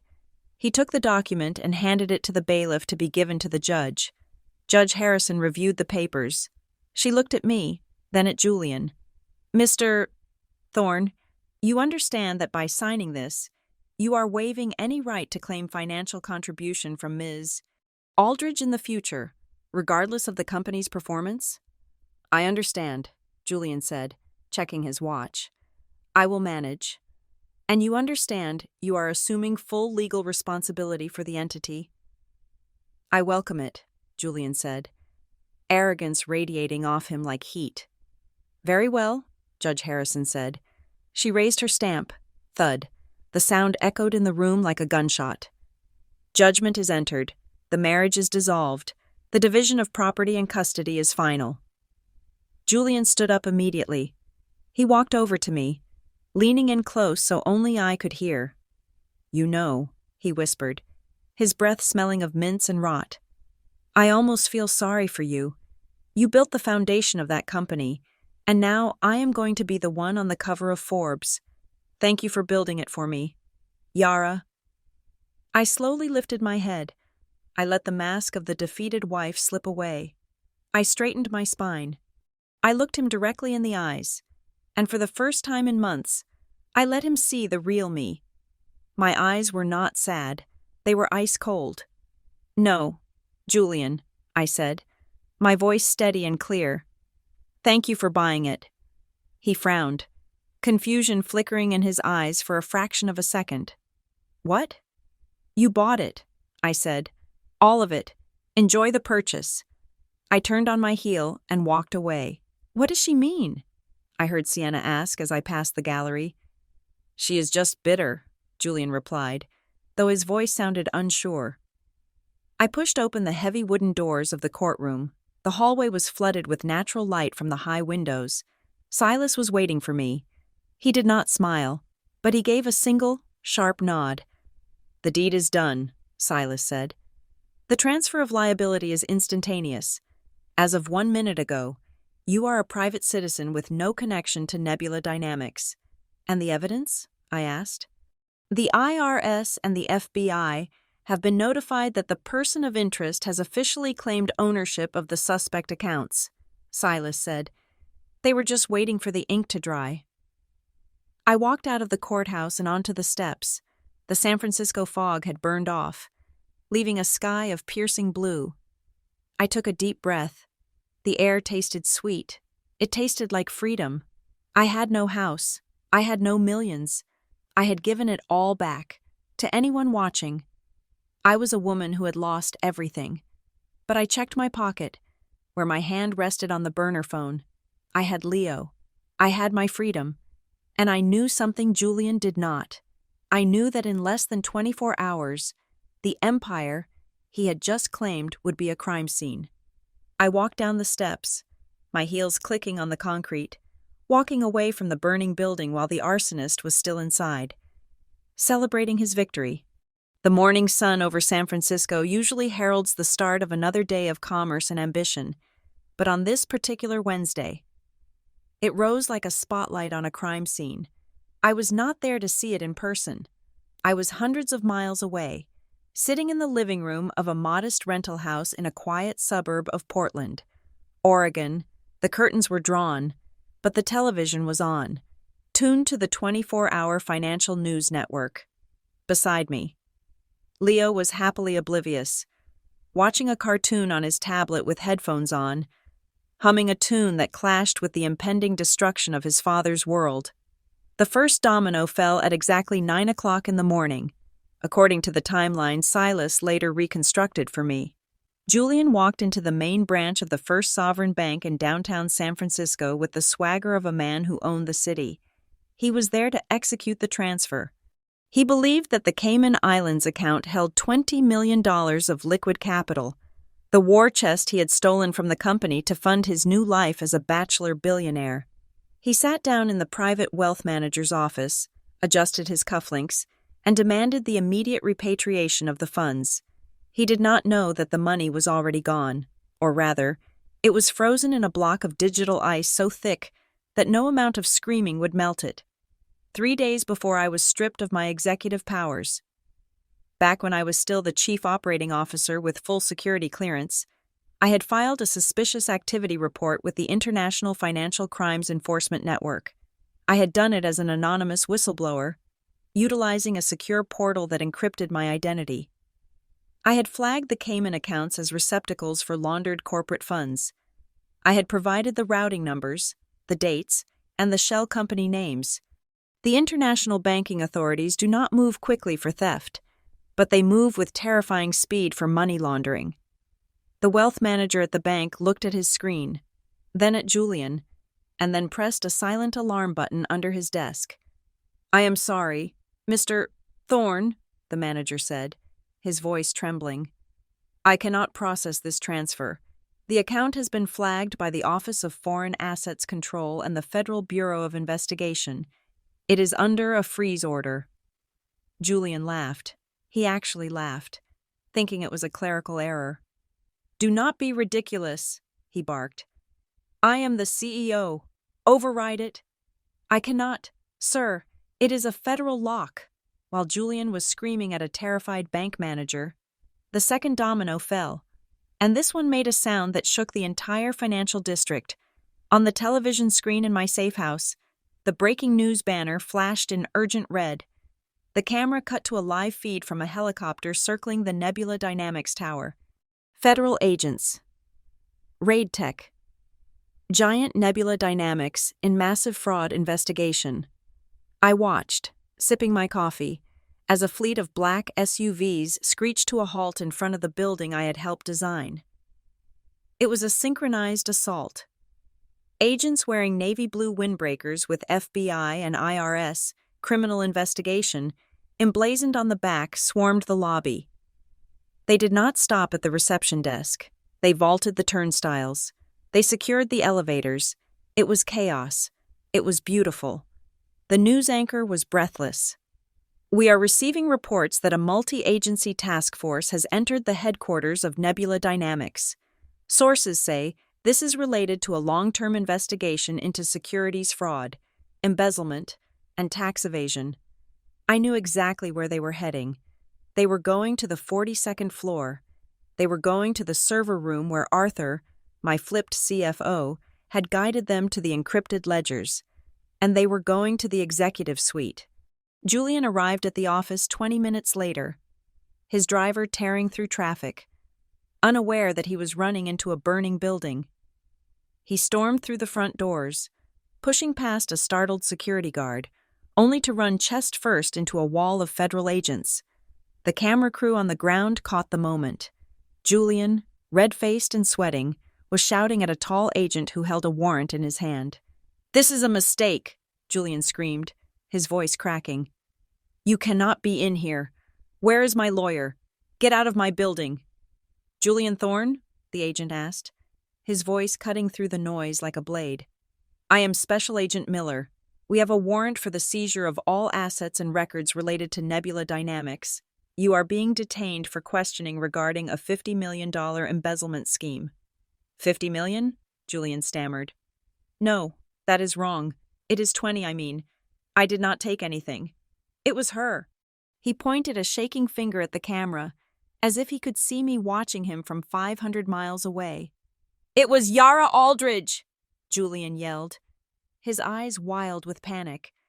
"She was the COO. She handled the books. She signed the checks. I am just the visionary. I do not know how the money moves. Arrest her." This was the moment. This was the trap I had spent weeks constructing, the psychological snare I had baited with his own ego. Special Agent Miller did not blink. He reached into his jacket pocket and pulled out a folded document. It was not a warrant. It was a copy of the divorce settlement Julian had signed less than 24 hours ago. The ink was barely dry, but the legal weight of it was heavy enough to crush a man. "Mr. Thorne," the agent said, holding the paper up so Julian could read his own signature. "According to this court order, filed yesterday at the Superior Court, you claimed, and I quote, sole, exclusive, and retroactive liability for all activities, financial transactions, and legal obligations of Nebula Dynamics." Julian froze.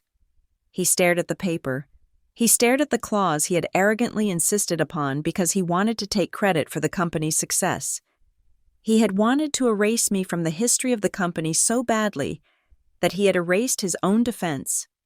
"You also signed an affidavit," the agent continued, reading from the text, stating that as the sole operator, you directed all fiscal strategies from the company's inception. You explicitly absolved Miss Aldridge of any decision-making power regarding these accounts to secure full ownership of the firm. "No," Julian whispered. "I just wanted the stock. I just wanted the credit."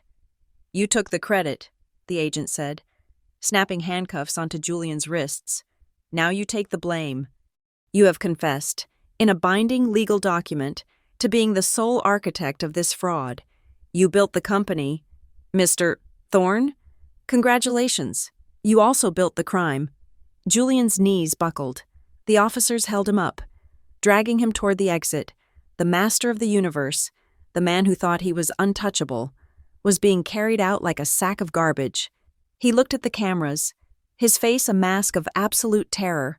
He realized, finally, that he had not just signed a divorce paper. He had signed his own confession. But the chaos was not over. The camera panned to the side entrance of the building. Another group of agents was escorting someone out. It was Sienna. She was not walking with the dignity of a martyr. She was kicking and screaming, her heels skidding on the pavement. She was clutching a limited edition designer handbag as if it were a life preserver. "Get off me!" Sienna shrieked. "Do you know who I am? I am the vice president. I am a victim here. Julian told me it was okay." An IRS agent, a woman with a face of stone, held up a plastic evidence bag. Inside was the corporate black card Sienna had been using for the past week. "Sienna Blake," the agent announced for the press to hear. "You are under arrest for 18 counts of credit card fraud, conspiracy to commit embezzlement, and receiving stolen property. We have tracked $400,000 of unauthorized luxury purchases made in the last 7 days on this card." A card paid for by the stolen pension funds of this company's employees. I did not know, Sienna sobbed, the mascara running down her face in black streaks. He gave it to me. He said he owned everything. He does own everything, the agent said, pushing her into the back of a squad car. Including you. The image of Sienna being shoved into the police car, still clutching her stolen handbag, was the perfect punctuation mark to the sentence I had written. She had wanted the lifestyle of a CEO's wife. Now she had the lifestyle of a CEO's accomplice. I watched it all from my quiet living room. I did not smile. I did not cheer. This was not a sports game. This was the surgical removal of a tumor that had been growing in my life for years. I felt a profound sense of balance. The scales of the universe, which had been tipped so heavily by Julian's arrogance and greed, were finally leveling out. He had wanted to be the sole owner. He had wanted to be the only name on the door. He had gotten exactly what he wished for. Leo pulled his headphones down. "Mommy, can I have some juice?" I turned away from the screen, where his father was currently being shoved into the back of a federal van. His face pressed against the glass in a silent scream. I picked up the remote and turned the television off. The room went silent. The chaos of San Francisco vanished, replaced by the soft hum of the refrigerator. "Of course, baby," I said, my voice steady and calm. "Apple or orange?" "Orange, please," Leo said, smiling. I walked to the kitchen. My hands were steady as I poured the juice. I was no longer the wife of a billionaire. I was no longer the COO of a tech giant. I was a mother, standing in a rental kitchen, pouring juice for her son, and for the first time in 10 years, I did not have to look over my shoulder. The phone on the counter buzzed. It was a text from Silas. "It is done. The judge has denied bail. They are transferring him to federal holding." The document held up. "He is liable for every single penny." I deleted the message. I did not need to keep it. The image of Julian's face as the agent read the divorce decree was burned into my memory forever. It was the only receipt I needed. I handed the juice to Leo. He took a big sip and sighed happily. "Mommy, are we going to stay here long?" he asked. "Not here, Leo," I said, smoothing his hair. "But we are going somewhere new. Somewhere where we can build something that is just ours." Outside, the wind rustled the trees. The storm had broken. The wreckage was severe, but the foundation, my foundation, was still standing. Julian had built a castle on sand and called it an empire. I had built a fortress on truth and called it a contingency plan. The tide had come in, and the sandcastle was gone. The federal detention center in Dublin, California, does not have marble floors, it does not have ocean views, and the air does not smell of expensive sandalwood diffusers. It smells of industrial bleach, stale sweat, and the damp, metallic scent of despair. For Julian Thorne, a man who had not worn a shirt off the rack in 15 years. This olfactory assault was the first indication that his life as a master of the universe had not just paused. It had been annihilated. The bail hearing was a massacre. Julian stood before the magistrate, wearing an orange jumpsuit that hung loosely on his frame. Stripped of his Italian suit and his dignity, his new lawyer, a public defender who looked overworked and unimpressed, tried to argue for house arrest. He spoke of Julian's ties to the community, his status as a business leader, the federal prosecutor. A sharp woman with eyes like flint simply laid 2 pieces of paper on the bench. One was the flight manifest for the private jet to the Maldives. The other was the wire transfer attempt to the Cayman Islands. "Your Honor," the prosecutor said, her voice dry, "Mr. Thorne has millions of dollars unaccounted for offshore, and he was apprehended attempting to flee the jurisdiction. He has demonstrated both the means and the intent to vanish. He is not a pillar of the community. He is a flight risk with a passport full of stamps." The judge did not hesitate. "Bail is denied. The defendant is remanded to custody pending trial." The gavel banged. That sound, a sharp crack of wood on wood, was the sound of the heavy steel doors slamming shut on Julian's future, while Julian sat in a 6x8 cell staring at a stainless steel toilet. The dismantling of his empire began in the outside world. It was not a gentle process. It was a scavenging. The Department of Justice, working in tandem with the bankruptcy trustee, descended upon our former life like a swarm of locusts. The Seacliff Mansion, the house I had fought so hard to lose in the divorce settlement, was seized immediately. I watched the news footage from my safe house. Movers were hauling out the grand piano, the velvet sofas, and the art collection Julian had curated not for love of beauty, but for investment value. They brought out the wine collection, bottle by dusty bottle, loading it into a refrigerated truck. Then came the toys. The Aston Martin, which Julian had driven exactly twice, was winched onto a flatbed truck. The yacht, docked at the St. Francis Yacht Club, was chained to the pier with yellow police tape fluttering in the wind. But the most humiliating seizure happened at the penthouse apartment Julian had rented for Sienna. Agents raided the place, confiscating everything bought with the corporate credit card. They took the designer handbags, the fur coats, and the jewelry. They even took the silk sheets off the bed. It was a total liquidation. Every item that had defined Julian's status was catalogued, tagged, and thrown into a warehouse to be auctioned off to pay back the creditors he had defrauded. 3 days into his incarceration, my phone rang. It was a collect call from the detention center. I accepted it. Yara? His voice was unrecognizable. It was cracked, thin, and trembling. It sounded like a child waking up from a nightmare.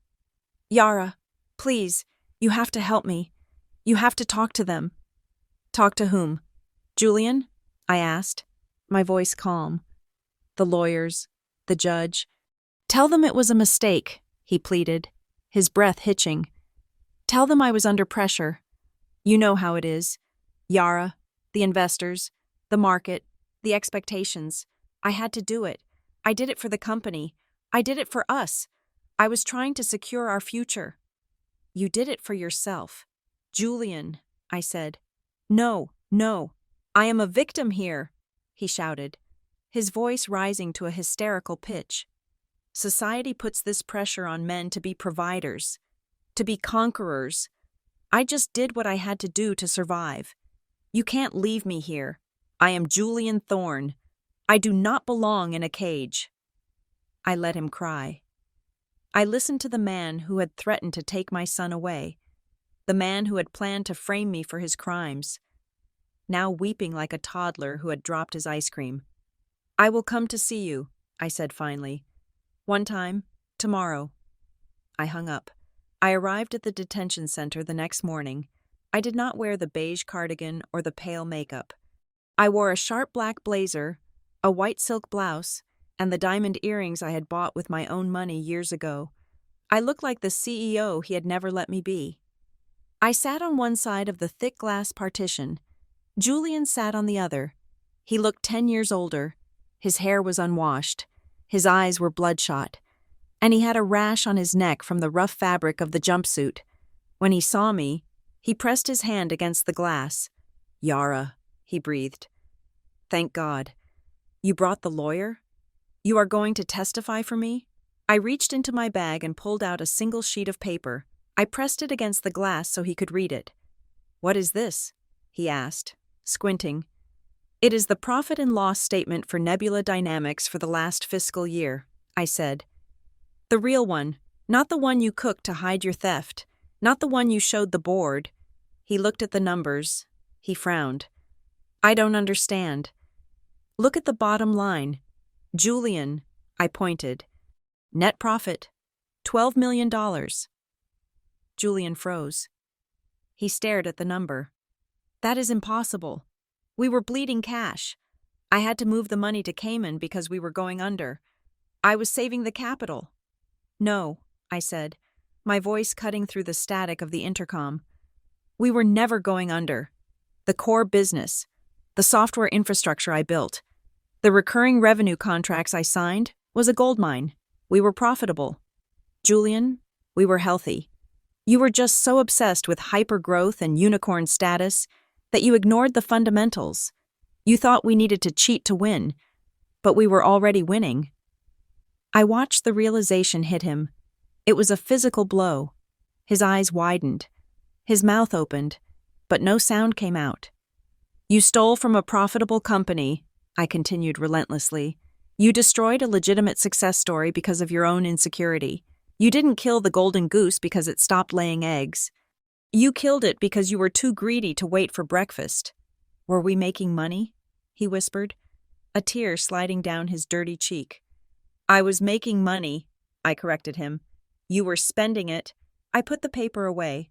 You are not a tragic hero. Julian, you are just a fool who robbed his own piggy bank. I stood up.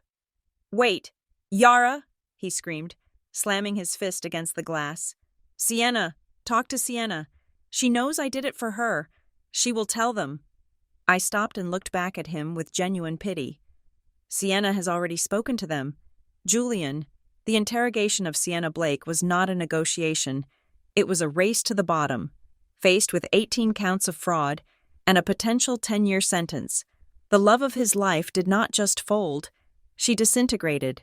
According to the transcripts Silas obtained, Sienna did not hesitate for a second. It was all him, Sienna had shrieked at the detectives. I am just a 24-year-old girl. He is the CEO. He manipulated me. He groomed me. He told me the cards were legal corporate perks. He told me the trips were business expenses. I was a victim of his power dynamic. She painted Julian not as a lover, but as a predator. She called him controlling, abusive, and mentally unstable. She claimed she was terrified of him, that she only spent the money because he forced her to maintain an image. She offered to wear a wire. She offered to testify. She offered to unlock her phone and give them every text message, every email, every incriminating photo of Julian holding stacks of cash. She threw him to the wolves to save her own skin, and she did it with the same enthusiasm she had used to spend his money. Julian slumped in his chair on the other side of the glass, the last light in his eyes extinguishing. He realized then that he was truly alone. The woman he had destroyed his marriage for saw him only as a get-out-of-jail-free card. I walked out of the prison. I had one last stop. I met with the bankruptcy trustee and the lawyer representing the creditor committee in a quiet conference room downtown. They were exhausted. Frustrated men trying to chase down millions of dollars in missing assets. We are struggling to locate the reserves, the trustee admitted, rubbing his temples. He hid the Cayman transfers well. The accounts are frozen, but the structure is a maze. He has a storage unit in Nevada, I said, sliding a file across the table. Under the name Prometheus LLC, inside, you will find $4 million in rare watches and gold bullion. He also bought a condominium in Miami under a trust managed by his college roommate. Here is the address. And the Cayman accounts? They are linked to a shell company in Panama called Blue Horizon. Here are the access codes he wrote in his physical notebook, which I photographed 6 months ago. The trustee looked at the file, then at me. Mrs. Thorne, why are you doing this? You are legally absolved. You don't have to help us. I want to make sure the employees get their severance. I lied smoothly. That was part of it. But the real reason was that it was colder. And I want to make sure that when he gets out of prison in 15 years, he does not have a nest egg waiting for him. I want him to have nothing. The trustee nodded slowly. We will recover every cent. Thank you. In the weeks that followed, the social erasure of Julian Thorne was absolute. The San Francisco elite, a group that tolerates moral flexibility but despises failure, turned their backs on him with synchronized precision. At the charity galas where Julian used to hold court, his name became a punchline. People who had drunk his wine and ridden on his jet suddenly claimed they barely knew him. I always knew there was something off about him, a venture capitalist told a reporter.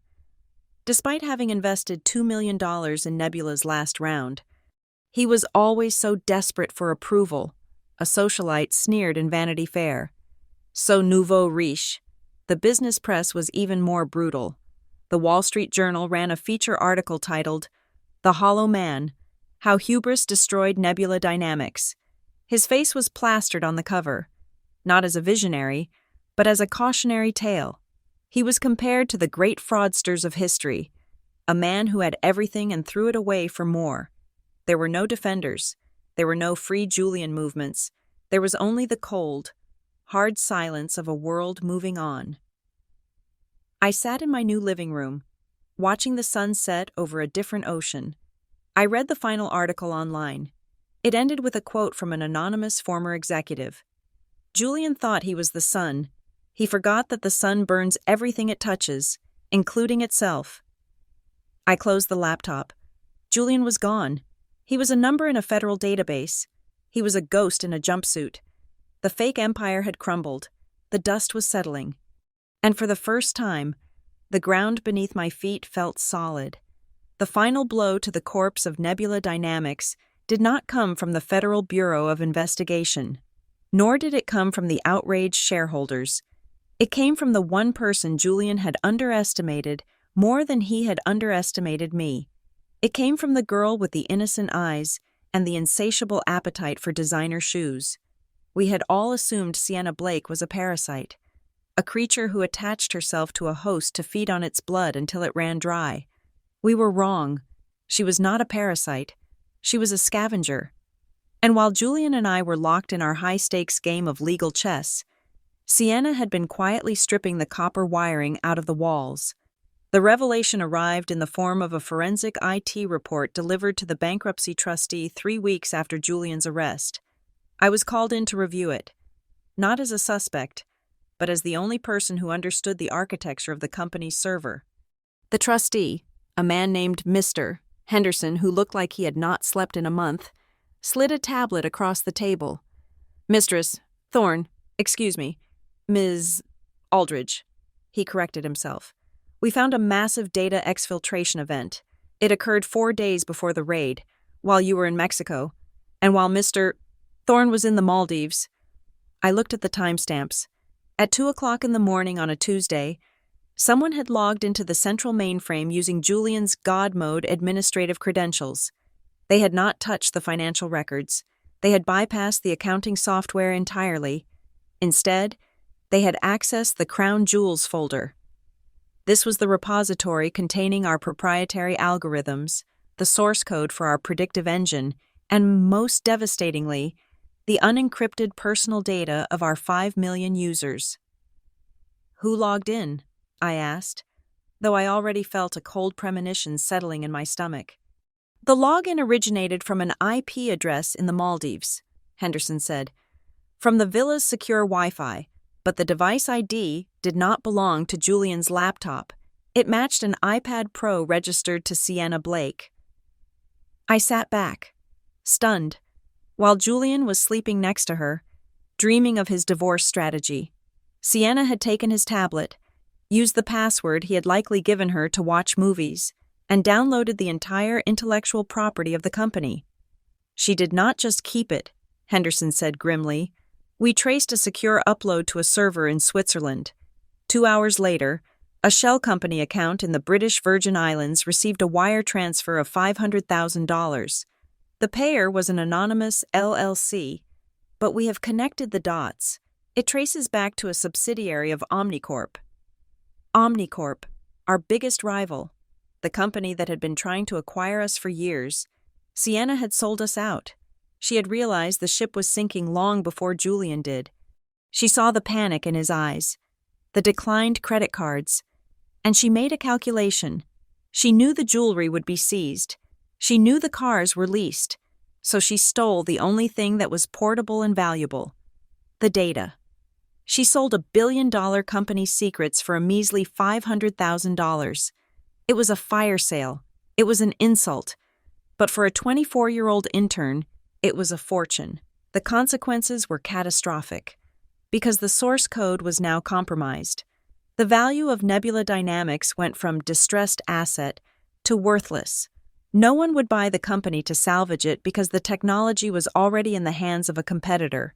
The liquidation value dropped to zero, but the real tragedy, the twist that felt like a knife in the gut, was the liability.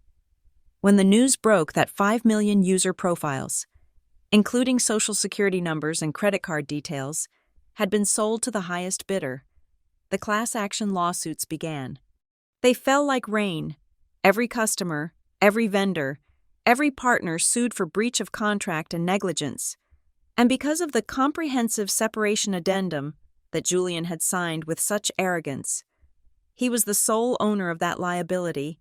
I heard about Julian's reaction from his public defender, who called me in a panic, hoping I could somehow intervene. He collapsed, the lawyer told me. He was in the recreation yard when he saw the news on the communal television.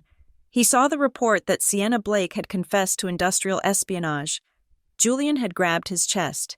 He had fallen to the concrete, gasping for air, clutching his left arm. It was a minor myocardial infarction, a mild heart attack brought on by acute stress and shock. He was not dying from a blocked artery. He was dying from a broken reality. The girl he had destroyed his family for.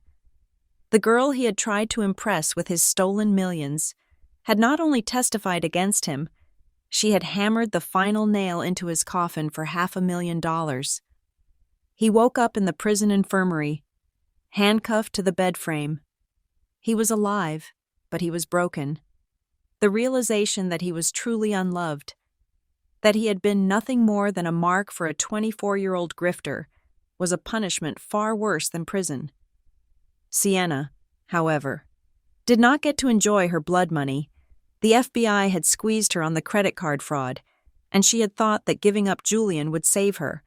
But when the industrial espionage came to light, the deal changed. Selling trade secrets and facilitating a massive data breach was a federal crime of a different magnitude. Her lawyers fought hard. They painted her as a naive girl manipulated by powerful men. They cried in court. They begged for leniency. In the end, she avoided a 10-year sentence, but she did not walk free. The judge gave her 5 years of probation and a restitution order that she would never be able to pay. The $500,000 was seized. Her reputation was incinerated. I saw a photo of her 6 months later on a social media feed from her hometown in rural Nebraska.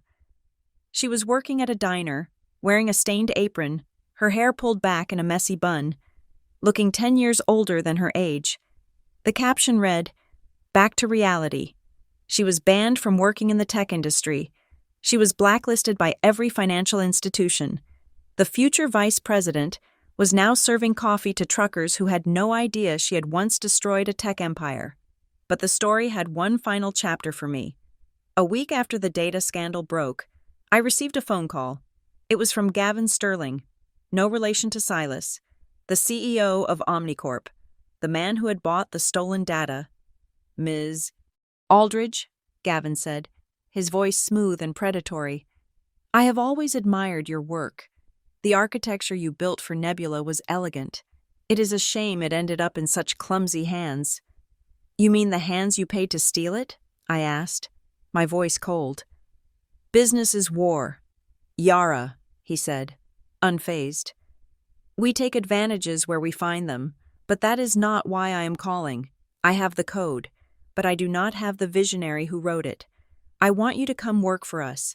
I want you to be the CEO of our new division. We will rebrand the tech. We will make it legitimate. I will pay you double what Julian ever made. You can have your revenge and your crown." It was a tempting offer, to walk into the office of the rival, to take the technology I had built, and to crush whatever remained of Julian's legacy from the top of the mountain. It would be the ultimate vindication. I looked around my small, quiet living room. I looked at Leo, who was drawing a picture of a house with a garden. "No," I said. There was a pause on the line. "Excuse me? Did you hear the number I just suggested?" "I heard you, Gavin," I said. "But you bought stolen goods. You capitalized on a crime. If I come to work for you, I am just changing one Julian for another. I am done with men who think ethics are optional." "You are walking away from $50 million in stock options," he warned. "I am walking away from the rot," I said. "I am going to build something new, something small, and something clean. Do not call me again." I hung up. I did not want to be a titan of industry anymore. I wanted to be able to sleep at night. 2 days later, I met Silas Sterling at my new office. It was a small space in a renovated warehouse in the Arts District. It had exposed brick walls and big windows. But it was modest. There was no marble. There were no assistants. Just me, a laptop, and a whiteboard where I was mapping out the plan for a boutique cybersecurity consultancy. Silas walked in carrying a bottle of vintage whiskey and 2 crystal glasses. He placed them on my desk. "To new beginnings," Silas said, pouring a generous measure. We clinked glasses. The whiskey was smooth, burning pleasantly on the way down. "We did it," I said, looking at the headline on the newspaper he had brought. "Julian Thorne, sentenced to 12 years. Nebula Dynamics files for Chapter 7 liquidation." "He got what he deserved," Silas said. "And because of the liability clause, the civil suits will follow him into prison. He will spend the rest of his life paying for the breach that Sienna caused. He is buried under a mountain of debt so high he will never see the sun." Silas took a sip of his drink and looked at me. His eyes, usually so guarded and professional, held a glimmer of genuine respect, mixed with something else. "You know, Yara," Silas said thoughtfully, "I have represented cartels. I have represented politicians who have done things that would make you sick. I have represented murderers." He paused, swirling the amber liquid in his glass. "But you," he said, pointing his glass at me, "you are the scariest client I have ever had." I raised an eyebrow. "Why? Because I won?" "No," Silas said softly. "Because you never raised your voice. You never lost your temper. You dissected that man with the precision of a surgeon, and you let him thank you while you were removing his heart. You turned his own psychology into a weapon and let him pull the trigger." He leaned forward. "Most people want revenge, Yara. They want to scream and break things. You wanted justice, and you were willing to burn down your own house to get it. That kind of discipline is terrifying." I smiled. It was a genuine smile, one that reached my eyes. "I did not burn down the house, Silas," I said, picking up a framed photo of Leo and placing it on my desk. "I just fumigated the pests. Now, I can finally live in it." Silas laughed, a rare, dry sound. He finished his drink and stood up. "Well, if you ever decide to take over the world again, give me a call. I want to be on your side." "I am done with the world," I said. "I just want my corner of it." He left, closing the door softly behind him. I turned my chair to look out the window. The city was bustling outside, a million stories of ambition and greed playing out in the high-rises. But in here, it was quiet. Julian was in a cell. Sienna was in a diner. And I was here, standing in the wreckage, holding the only thing that mattered, my integrity. I opened my laptop.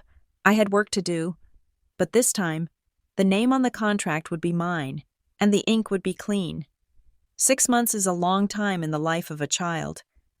But it is a mere blink of an eye in the grinding machinery of the federal justice system. Yet, because of the mountain of evidence provided by the sheer arrogance of Julian Thorne, the confessions signed in divorce papers, the chaotic digital footprint, and the testimony of his former mistress, the wheels of justice turned with unprecedented speed. I sat in the back row of the courtroom for the final sentencing hearing. I did not sit in the front. I was not there as a victim, and I was certainly not there as a supporter. I was there as a witness to the end of a chapter. Julian stood before the bench. The arrogance that had defined him for a decade had evaporated, leaving behind a man who looked shrunken in his prison-issue uniform. His hair, once his pride, was thinning and gray. He did not look at me. He kept his eyes fixed on the floor, perhaps because looking at the woman who had outplayed him was too painful, or perhaps because he finally understood that he was the architect of his own ruin. "Julian Thorne," the judge said, his voice echoing in the wood-paneled room. "For the crimes of wire fraud, securities fraud, money laundering, and conspiracy, this court sentences you to 144 months in a federal correctional institution." 12 years. Julian did not scream. He did not protest. He simply slumped forward. his forehead touching the defense table. It was a quiet, pathetic end to a man who had once believed he was a god. As the marshals led him away, the heavy door clicked shut, cutting off the last thread of his influence over my life. I walked out of the courthouse and into the bright, crisp air of a San Francisco afternoon. I took a deep breath. The air tasted different. It no longer tasted like fear. It tasted like opportunity. In the weeks that followed, I did not retreat into the shadows. The narrative that Julian had tried to spin, that I was a useless housewife, had been thoroughly dismantled. In the ashes of nebula dynamics, my reputation had risen like a phoenix. The business world knew that I was the one who had kept the company profitable while Julian was looting it. They knew I was the one who had flagged the irregularities. I was branded as the only adult in the room, the Iron Lady of ethics. I used the capital I had saved, the inheritance I had protected, and the modest settlements from the liquidation to launch my own firm. I called it Aldridge Risk Solutions. We did not have a glass tower. We did not have a private chef or a fleet of luxury cars. We had a converted loft in the arts district, filled with natural light and serious people. My clients were not flashy tech bros looking to inflate their stock prices. They were legitimate companies, family businesses, and established firms that wanted to ensure their operations were bulletproof. They hired me because they knew that if I could survive Julian Thorne, I could survive anything. I was working 18-hour days again. But this time, every hour was for me. I was not building someone else's dream. I was laying the bricks of my own foundation. But the most symbolic victory came from a place I did not expect. The bank that had seized our former marital home in Seacliff was desperate. The mansion had sat on the market for 4 months. No one wanted to buy it. It was tainted. It was the fraud house, the site of the infamous Nebula scandal. The local press had run stories about the neighbors complaining, about the bad energy, about the cursed property. The bank scheduled a public auction to offload the toxic asset. I showed up on the steps of the county courthouse on a rainy Tuesday morning. There were only 3 other bidders, 2 property developers looking to tear it down, and a curious neighbor. The auctioneer started the bidding at a fraction of the home's value. The developers bid tentatively. They were worried about the stigma. They were worried about the structural integrity. I raised my paddle. My hand was steady. $1.2 million, I said. The auctioneer looked at me, surprised. It was a low bid, insultingly low for a property in that zip code, but it was higher than the developers were willing to risk. Going once, the auctioneer chanted. Going twice. The gavel came down. I had bought back my own house, but this time, Julian's name was not on the deed. The bank liens were wiped clean by the foreclosure process. The mortgage was gone. I wrote a check from my new business account, backed by a clean, traditional loan that I had qualified for on my own merit. The house was mine, solely, completely, and legally mine. The first thing I did was hire a team of painters. I could not live in the mausoleum Julian had built. I hated the dark gray walls, the cold black marble, the masculine luxury aesthetic he had forced upon us to impress his investor friends. Paint it all, I told the foreman. White, cream, sage green. I want light. I want it to look like a home, not a showroom. I spent a week stripping the place. I sold the remaining furniture that the feds hadn't taken. I tore out the heavy velvet drapes and let the sunlight flood into the rooms. I turned Julian's man cave office, the room where he had plotted his affair, into a playroom for Leo, filled with bright colors, Lego sets, and beanbag chairs. By the time we moved back in, the house felt unrecognizable. It did not smell like expensive cologne and secrets anymore. It smelled of fresh paint, lavender, and the oatmeal cookies I baked on Sunday mornings. One afternoon, I stood on the back patio, watching Leo run through the garden. He was chasing a butterfly, his laughter ringing out clear and pure in the coastal air. He looked happy. He looked light. He did not know the truth. He did not know that his father was a felon. He did not know that his father had tried to trade him for a liability clause. I had made a choice. I could have told Leo the truth. I could have poisoned him against Julian, turning him into a weapon of my revenge. But that would have only hurt my son. Leo loved his father, or at least, the idea of his father. So, I told him the only lie I would ever tell him again. Daddy made some big mistakes at work, I had explained gently. He broke some rules, and now he has to go away for a long time to learn how to be better. He loves you, but he cannot see us for a while. It was enough. Leo accepted it with the resilience of a 6-year-old. He missed his dad, but he was safe, he was loved, and he was not carrying the burden of my anger. That was my gift to him. I walked down the stone steps of the garden, opening the gate that led to the public beach below. It was late afternoon, and the sun was beginning its descent, turning the Pacific Ocean into a sheet of hammered gold. I took off my shoes and walked onto the sand. The cold water rushed over my toes, grounding me. I stood there, looking at the horizon, and my mind drifted back to that day in Cabo. I remembered the heat, the tequila, the fear that had been gnawing at my stomach. I remembered the selfie I had taken, the desperate, defiant act of a woman who felt her world crumbling. I smiled. That woman felt like a stranger now. She was a survivor. Yes, but she was defined by her reaction to a man. The woman standing on the beach today was defined only by herself. My phone buzzed in the pocket of my cardigan. I pulled it out. It was a text message from a number I did not recognize. "You won." I stared at the screen. I knew who it was. Prisons are full of contraband phones, and Julian, even in his reduced state, would have found a way to send one last message. He wanted to acknowledge the game. He wanted me to gloat. He wanted a reaction. He wanted me to text back and say, "Yes, I did," or "Rot in hell." He wanted to believe that he still mattered enough to provoke an emotion. He wanted to frame this as a battle between equals, a chess match where one king toppled the other. He wanted to believe that my entire life over the past 6 months had been about him. I looked at the words, "You won." He was wrong. I had not played to win against him. I had played to survive.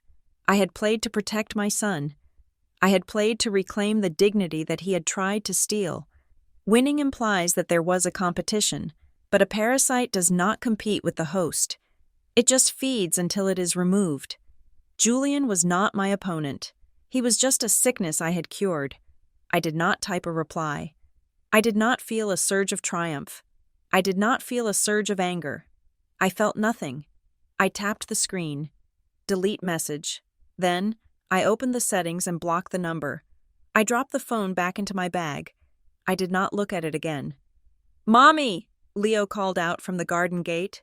"Look, the sunset is purple." I turned around. My son was waving at me, silhouetted against the warm light of our home, our real home. "I am coming, baby," I shouted back. I turned my back on the ocean. I turned my back on the memory of the man who was currently sitting in a 6x8 cell, wondering why I hadn't replied. I turned my back on the revenge, the drama, and the pain. I walked up the beach, my steps firm and steady in the sand. I was Yara Aldridge. I was a mother. I was a CEO. I was free. The sun dipped below the horizon behind me, casting a long, golden light on the path ahead. I did not look back at the sunset. I walked straight into the rest of my life. Thank you so much for listening to this story on Sweet Rose Drama.